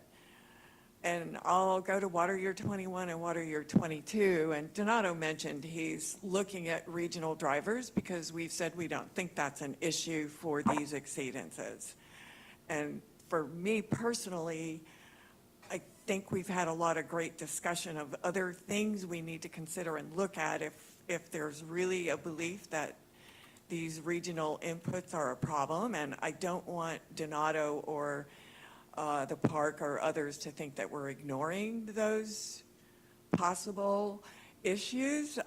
Just because we haven't really felt that was a problem, it doesn't mean we have looked carefully enough. So that's my part of an answer to your question, Mr. Barquette. I have one more question. Donato, could Well, you wait, flip that Bill. to I'm the- sorry. Hold up a second, Bill. So with respect to where we're going right now, I think multi-agency wise, we actually have come to some consensus. And as you pointed out, we are close to the point where we will be bringing you recommendations on how we should be moving forward. So I think we've reached that level. And like Julie just pointed out, it is focused on the local drivers. And so when I'm talking about the regional, I'm still speaking about the potential for things that are loading the system long term. So I'm not saying it's the exact thing that's hitting us this year, even though S9 this year did continue to contribute through the rest of the year. I'm not saying that that is the specific thing that's causing these exceedances, but my concern is that when we go forward and we come to some resolution for the local, we might still be seeing some of that influence coming down the line. And as Julie pointed out, we shouldn't be ignoring that. Okay, Bill, I'm sorry, go ahead. Yeah, this is Kenny Hayman with Florida Wait, DEP's Bill. Office of Counsel. I just wanted to mention, Special Master, that the working group has come up with recommendations. Those recommendations are going to be presented to the principals next week. Those recommendations are focused on the localized phenomenon. But the working group is also looking at, so the phase 1 studies have been completed. They're looking at a second phase, a phase 2 of studies that are going to further inform what's going on here. So there's a suite of recommendations. The expectation is that the principals will have selected the preferred solutions, and those strategies will be reported to the TOC at the December meeting. But there also probably will be a phase 2 of additional studies, if that helps. That is helpful. Thank you. Thank you. It just sounds like, listening to the discussion, there are still a number of questions, but apparently not so many that recommendations are still going to be made. So that's good. It's a little puzzling to me to have all of this very interesting technical discussion occur at the meeting as opposed to before the meeting, so that you will have dealt with all these issues and the presentation would have anticipated all these questions, but maybe that's the way this has to operate.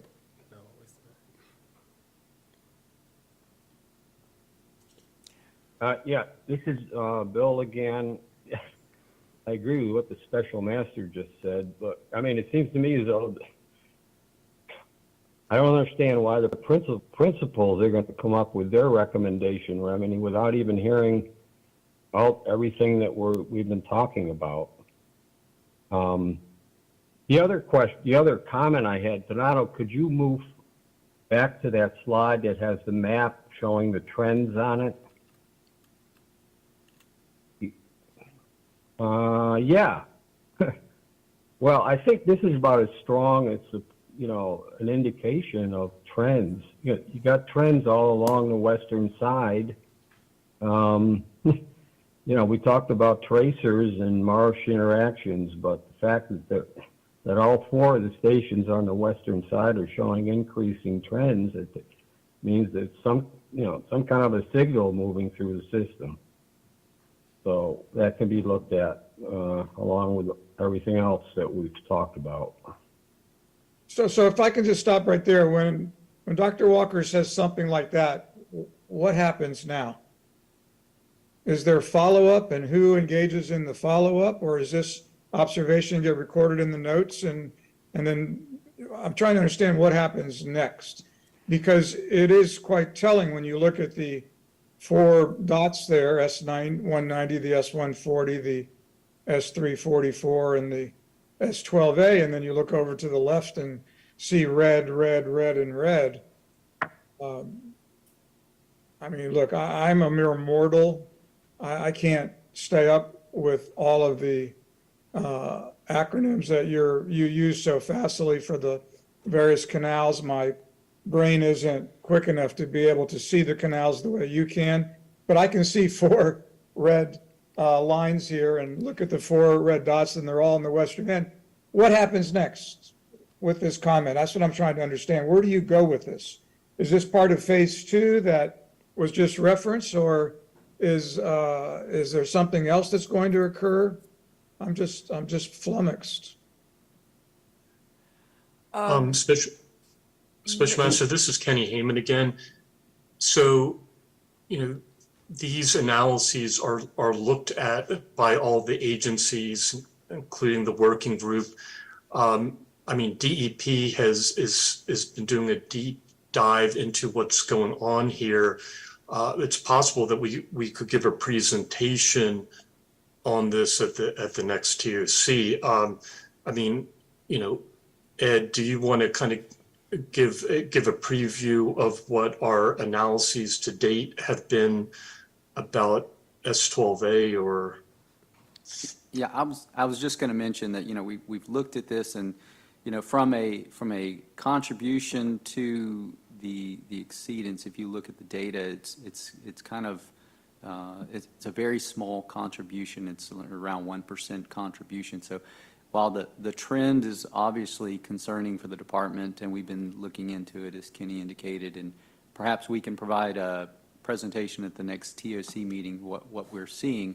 One of the things that we're having a, kind of looking into is the distance between stations and marsh flow that occurs between the different stations, and what's the interactions going on there that seem to be disconnected from what we're seeing at the actual marsh, or not the stations identified here on the slide that Donato has. So we're digging into that, again, trying to figure out the actual transport through the system. It's proving a little more challenging than we had anticipated. We were actually kind of hoping to get something together for this TOC, but it's teasing out the information is tricky. But hopefully December we should be able to have something for the team. And what did you mean by the 1% concentration or contribution? What was that? Just looking at if you're looking at all of the components of the equation, the 12A component contribution it's a very small, and I just estimated 1%. I'm not saying that's a factual calculation. I'd have to do it to give you the exact number, but it's overall compared to the contribution from the S333 or the S12C and S12D. That 12A is a very, very small percent of the loading, the contribution in the equation. Agreed. But that's not to say that the increasing trend is not a concern to the department. We agree that it is something that needs to be looked into, and but it is something there. So. And I do also want to add to Ed's comments. He's indicated DEP is looking at some things. We are also, and I don't feel that we would totally ignore our partners here. So my hope would be for at least some of the material that comes back here in December, that we would also be coordinating with Donato and the others associated here with the Technical Oversight Committee. So we don't really want to kind of operate in a vacuum. Even Dr. Walker's comments, yes, we record those, we note them, and we don't ignore them. That's part of the reason we're trying to have a healthier discussion today, because we're not ignoring it. We're trying to understand the comments and the conclusions so far, as well as how we can better define what's going on. I'm not personally convinced there's not just something going on at structures generally. So there's a number of avenues here, and we appreciate Donato coming back with some more numbers for us to look at, but I don't think we intend to operate in a vacuum between now and the next TOC meeting, sir. Bye. Over. So the we that's working with the Ken's group is different from the us at this meeting, or is there any overlap? And the other question I have with respect to remedies, I think we should keep in mind that the work project is still in the planning process, but that should help to address the high concentrations coming in at S190. So there's something on the horizon that might help, but I don't know what the timing is. Yeah, this is Matt Axtell, Chief Counsel's Office at the Corps. WERP is not a consent decree remedy. Our SERP projects are not remedies, as Dan Crawford's mentioned in previous TOC meetings. But it will help. I don't care what you label it, it will help the concentrations going into 3A. It will reduce them, so I don't, yep. Okay. Well, that project's still being planned, so it's not going to be planned as a remedy for the consent decree. Yeah, okay. It's noon. So this is John Barquette again. Don't take anything I say as criticism. The goal here is to succeed. That's the goal. It just is a little, when I just listen to the back and forth, the comments, well, then this isn't what we suggested, maybe you should have done it this way, just is a little surprising to me that all that occurs at the meeting as opposed to before the meeting, particularly since the presentation was posted a week ago. And it just, anyway, it's a little surprising to hear. It's interesting, the back and forth, and I appreciate the candor. I actually love the candor. You're also frank and so polite in your criticism of each other's work in a very loving way. But the more that you can reach consensus before we come to the TOC meeting, apropos of your comment, Julie, about coordinating beforehand, I think that would be very helpful if you could do that, because it just seems like you would be able to explain to me and to the public consensus that you've reached, as opposed to pointing out things that still need to be explored. Now, I realize you may not be able to reach consensus. You may need more data, more research, and that's fine. You can identify those. But if it's being done in a coordinated way, I think it would be much more helpful. Thank you. Okay, I'm looking at the unmuted people, and Ed took his hand off the microphone, so Ed doesn't have anything else. Any other comments at this point? I wasn't sure, Judith, if you had something you wanted to say. Well, I don't know about need, but I will just in response to the special master's most recent comment that I believe that there are constraints on the TOC's ability to meet and discuss outside of the framework of a public meeting. Unfortunately, Julia Lamonaco isn't on because I believe these are Florida state law requirements for public meetings. Hey, Judy, this is Kenny. Yeah, there's sunshine law constraints. For instance, Ed Smith can't speak to Julie LaRocque about this, and so that's a constraint on having those sorts of conversations and working to consensus before the meeting. Well, what's the working group doing? I mean, these sound like technical discussions. And in fact, I'm hearing Donato make reference to what the district recommended that he employed, but then the district says, well, you had to take another step before you could employ this. I mean, if those discussions are going on, that's all I'm talking about. Yeah. I'm not talking about sunshine law concerns. I'm talking about legitimate technical discussions where scientists are working together to try to figure things out. And that's the kind of stuff I think I've been hearing back and forth today.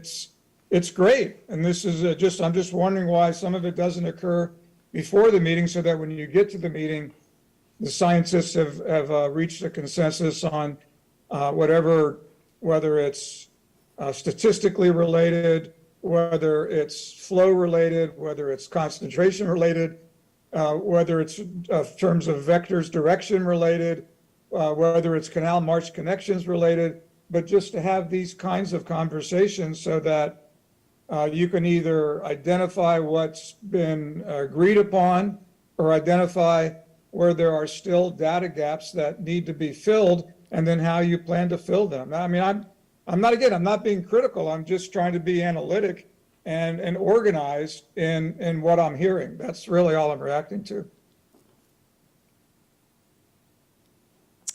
That's fair. Thank you very much.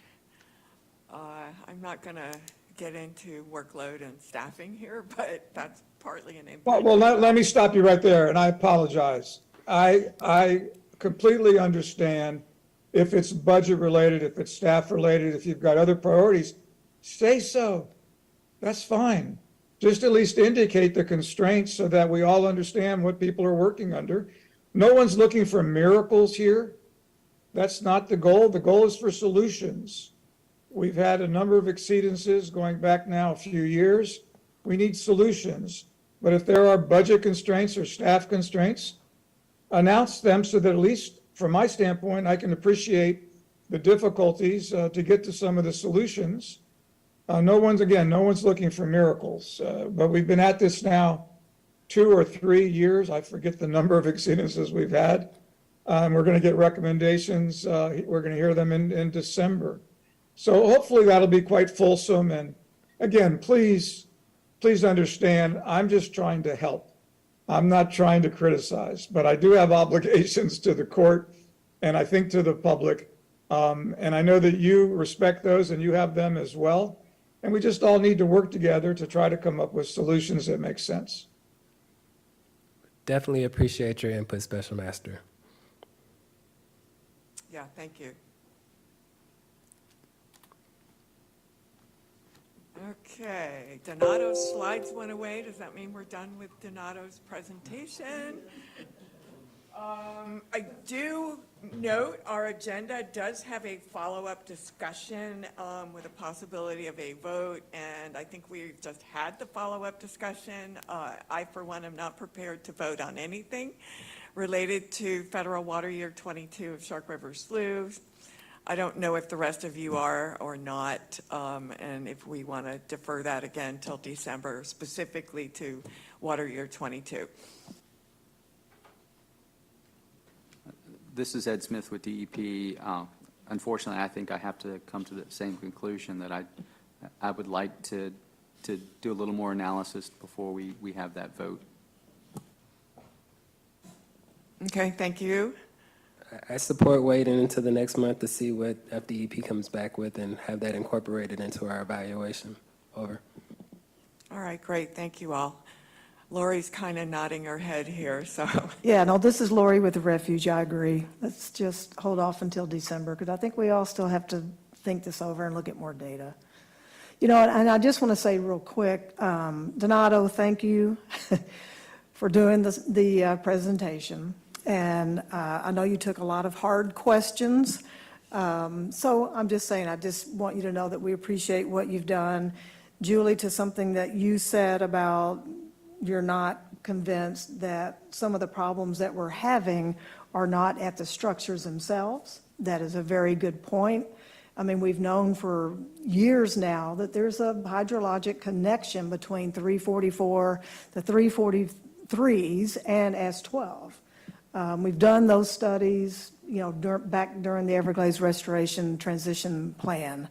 So there are some things to look at, but the working group, we're ready to make presentations and recommendations. And, you know, I think we need to keep talking about the working group and not save it till the very end where people are wondering, well, what's the working group doing? So anyway, I just wanted to add those couple of things. And again, Donato, thank you for your presentation. Okay, let's go over to public comment. We now have 3 people with their hands raised, and I would like to call on you, each of you in order, please. So first we have Paul Julian. Hello, everyone. Can you hear me? Yes. Awesome. Thank you. Paul Julian, Everglades Foundation. Great presentations, everybody. Lots of good information. Mr. Barquette, I'm in a constant state of being flummoxed, so I understand completely how you feel. One thing that, you know, is obvious is that we have this year especially, but even the past couple of years, we've seen high discharges into Everglades National Park. That's a good thing. It means we're moving forward on our restoration goals and progress, and that's fantastic. But we still see in the system dynamic where we drop below that 9.2 threshold at 333 headwater, which is kind of an obvious thing that happens seasonally. We can't really fight that.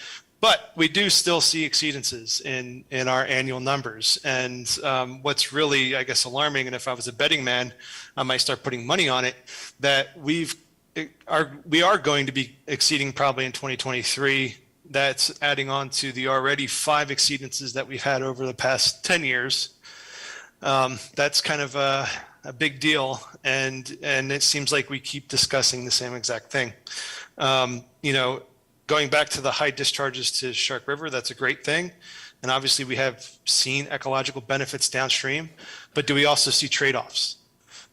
We do see higher nutrients coming into the park. Are we starting to see conditions in the marsh also with those increases? And that's kind of a question across everybody is, are we seeing biogeochemical responses to that loading? Regarding the discussion with Donato's presentation about drivers and looking at the RSM as kind of an approximation of things, that's a good way to kind of give us a snapshot of how the system kind of flows in a dry and wet year, not necessarily predicting anything. But if we want to go down that route, there are mechanistic and contaminant transport models that could be used to kind of really evaluate that kind of concept within Water Conservation Area 3A, 3B, Everglades National Park. And it's something that maybe should be considered in the future to kind of dig into things. Some things that I've done recently in the past couple of years, and I need to refresh it because it's been a while, but using a simple space and time model, I've been able to kind of look at the spatial and temporal trends of phosphorus across Water Conservation Area 3A going into Everglades National Park. And we do see a very strong spatial effect on the western side of Water Conservation Area 3A, which just so happens to be, if you look at Donato's map again, with the trends where, the western side is all red and everything else is green. There's almost like a bullseye there that's pointing to a specific portion. And yes, we know WERP isn't going to be a remedy, but if we address the water quality in the WERP project, we will see benefits downstream. And I know that's outside of the TOC purview, but there are things that, kind of, if we look holistically across the system, there are things that are going to benefit our issues further downstream. Hopefully I didn't monopolize too much time, and I really appreciate the ability to comment and everyone's input throughout the whole meeting. Thank you very much. Thank you, Paul. Next, we have Tom McVicker.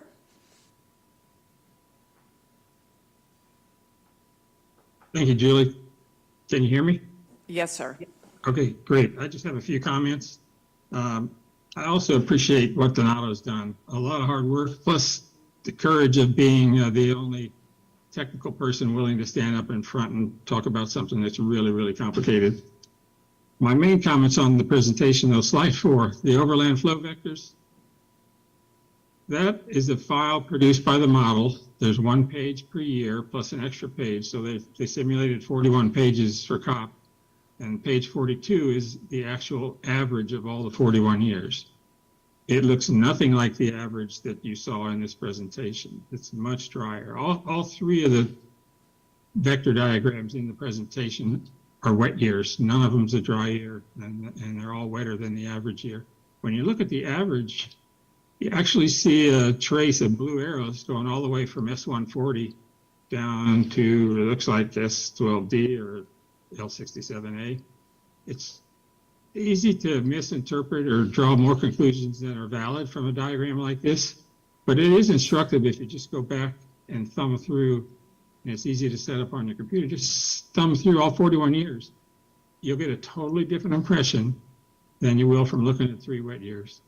And I think a few conclusions can be drawn. Mainly the S140 is the one that strikes me the most, and the lack of impact of the Miami Canal on flows to the south. The other thing, the consent decree itself, I was part of the team that negotiated the consent decree back in the day. Spent many hours and many days in the room with Bill Walker and other members of that team. When it got to the Everglades Park standard, we knew it would be different. It's always going to be controversial. And I'll read one sentence from the report, from the paper that Bill put together back then. It says, since the long-term flows through S333 will be minimal, these limits will be based on S12 concentrations. So the limits for the park are based only on S12. Another thing, we had like 10 or 11 years of data. 2 full years were rejected because of the learning curve on the South Bay conveyance system, and there were some drought operations that would have caused the number to be high. So not only does the consent decree methodology in Appendix A not fit what's on the ground today, it didn't even fit what was on the ground back then. It was designed to generate a very low number and set the bar pretty high for flows to Everglades National Park. But it shouldn't surprise anybody that once you add 333 into the mix on the enforcement end or the compliance end, you're going to see what we've seen. COP is the other issue, mainly the Tamiami Trail formula. It was designed specifically to give the park a lot more water in the dry season. So it's going to generate flow in the dry season exactly through the mechanisms that have been shown to elevate the concentrations of S333. Everyone knew about it. There's letters in the COP file from all the agencies involved on the TOC. It's still a great formula. The whole COP thing has been really good for the park and good for the Everglades. Somehow we seem to get wrapped around the axle on these very fine-scale, nuanced interpretations of data that won't sit still long enough for us to really know. I go back to what the way the state looks at this compliance issue by looking at the water body itself, establishing a network of stations throughout all the water bodies that you're trying to protect, and look at the benefits we've seen there. The district presents those, I think, once a year. They're in the SFER. Incredible improvements in water quality throughout the system. And I know you all are aware of that, but it seems like we're grinding ourselves up on these kind of things and we're forgetting the good we've done. So I go back and look at the pieces where the inflow aren't being addressed. S190 may or may not benefit from work. S140, there's no plan for S140. It's going to continue to be there. So I don't know what the conclusion is. I don't think the problem is the violations that you're citing at Tamiami Trail. If there's a problem, it's that you're not looking at the right perspective, I think, from the whole system. Anyway, that's thoughts from this old veteran. Thank you. Thank you, Tom. Yeah, this is Bill again.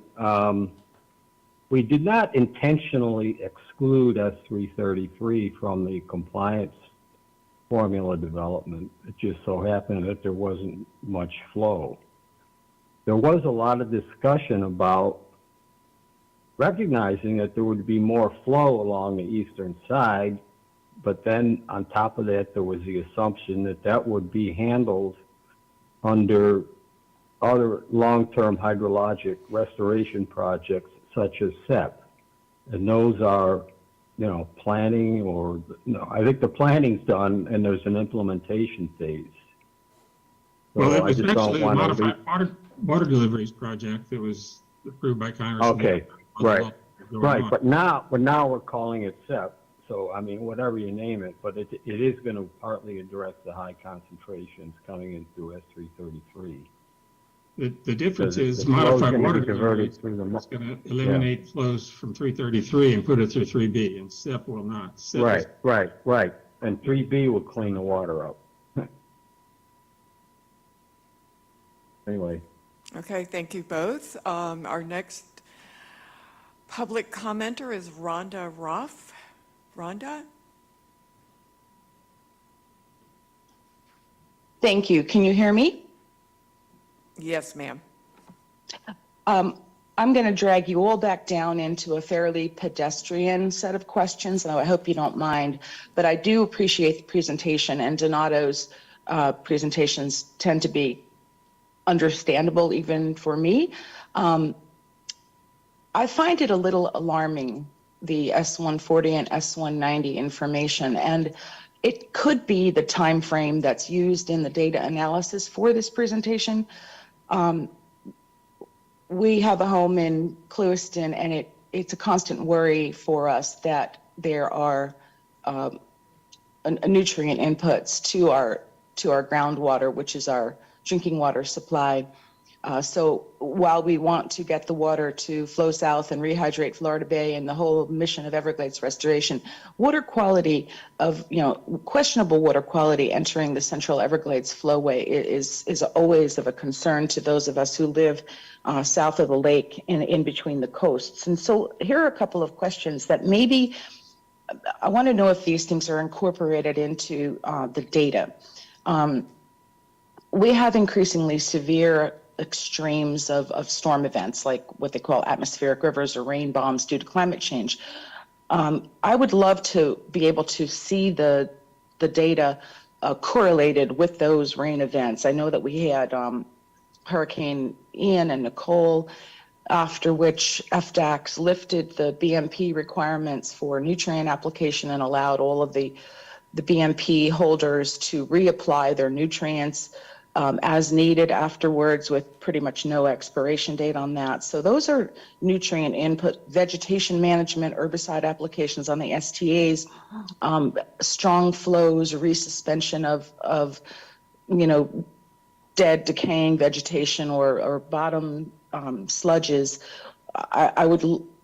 I would like to see correlations between the water quality and those events. And they may be in the data, but just not in this condensed presentation over this time frame. I know you're concerned about the L28. I know there's more intensive cattle ops down along that area than have ever been before. It may be a contributor. I really don't know. Probably some flyovers would help on that. So those are the things that I'd just like to know if they're incorporated. The things that contribute to really unusually modified flows and the things that contribute to modified nutrient inputs along the way, and if those points might explain the exceedances. And I'd also like to feel comfortable that those things could then be addressed by whomever, whether it be DEP or FDACS or whoever, so that we don't see the impairment of water quality, flowing down between the coasts on its way to rehydrating the bay. And so that's one question I'll bundle into one. The second question is, which Donato mentioned data points that were requested to be removed from the analysis by DEP, and I was curious of which ones those were. And I appreciate your tolerance for my pedestrian questions. Thank you. I would just point out, I don't remember the exact stations, but they were stations that had lower number of sample events. And so you can still make the trend evaluation, but having a full set of data across the years, I did agree with removing those, so I did take those out. Thanks for that question. The bigger question, I'm not going to touch that one, sorry. Do you know the data points that are removed, though? If you can give me your email address, I can get that information to you. I want to say G407 was one of those, but I know it was two of them. I don't remember the other one off the top of my head. Actually, it was. I wrote them down. Give me a sec. What I wrote down, and you'll have to confirm this for me, Donato, I wrote down G407, and the other one was C123SR84. Does that sound about right? That is correct. Okay, thank you. And by the way, Donato's presentations, along with everything else, including last year's, are all posted on our website. I actually looked at that last night because I was curious what might be different. So I'm just letting everyone know that when we mention things that have happened or been discussed at prior meetings, you guys can all access that material at the TOC website. And the easiest way to get to that is sfwmd.gov/TOC. So thank you for that. All right, I don't see any other public comments, and so I think we can look toward adjourning the meeting. We didn't really have any overwhelming specific action items, but I think what I heard from Ed and also, even from me, that we do want to come back at the next meeting to further look at least regional drivers. And I do hope, Donato, we get a chance to work with you on that as well as anyone else on the team here. It's just Ed and I don't get to do that, okay? Our staff work with you on those things, and we appreciate the ability always of doing that. I understand at our December 5th meeting, so our next meeting is December 5th, we should be hearing back from the S333 working group or the principals in terms of where they landed. So just for you folks to be aware of that. I don't know if you want to look at quarterly meeting dates in 2024. If you guys like, we could email them to the reps and try to come back in December to get those meetings scheduled. That seems a little more suitable at the moment. Anybody have any other kind of closing business for today? Ed has his literal hand up.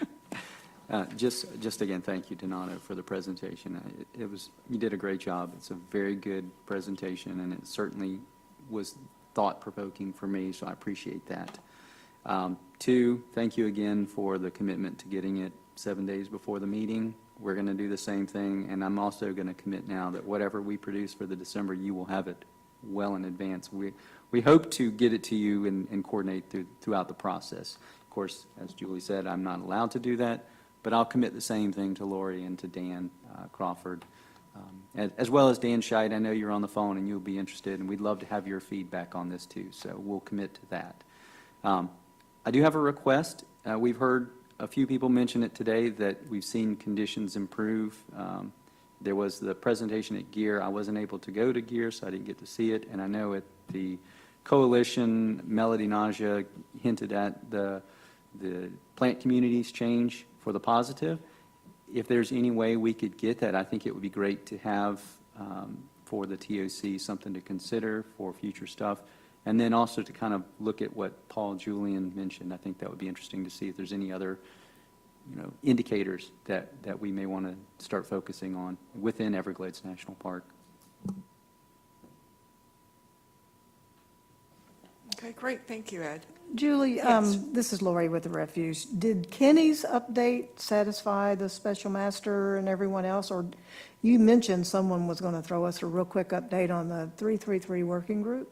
So did that suffice, or do we still need to talk about that? I guess I will ask Mr. Barquette. Did you get enough information, Mr. Barquette, from Kenny to get us through? I did.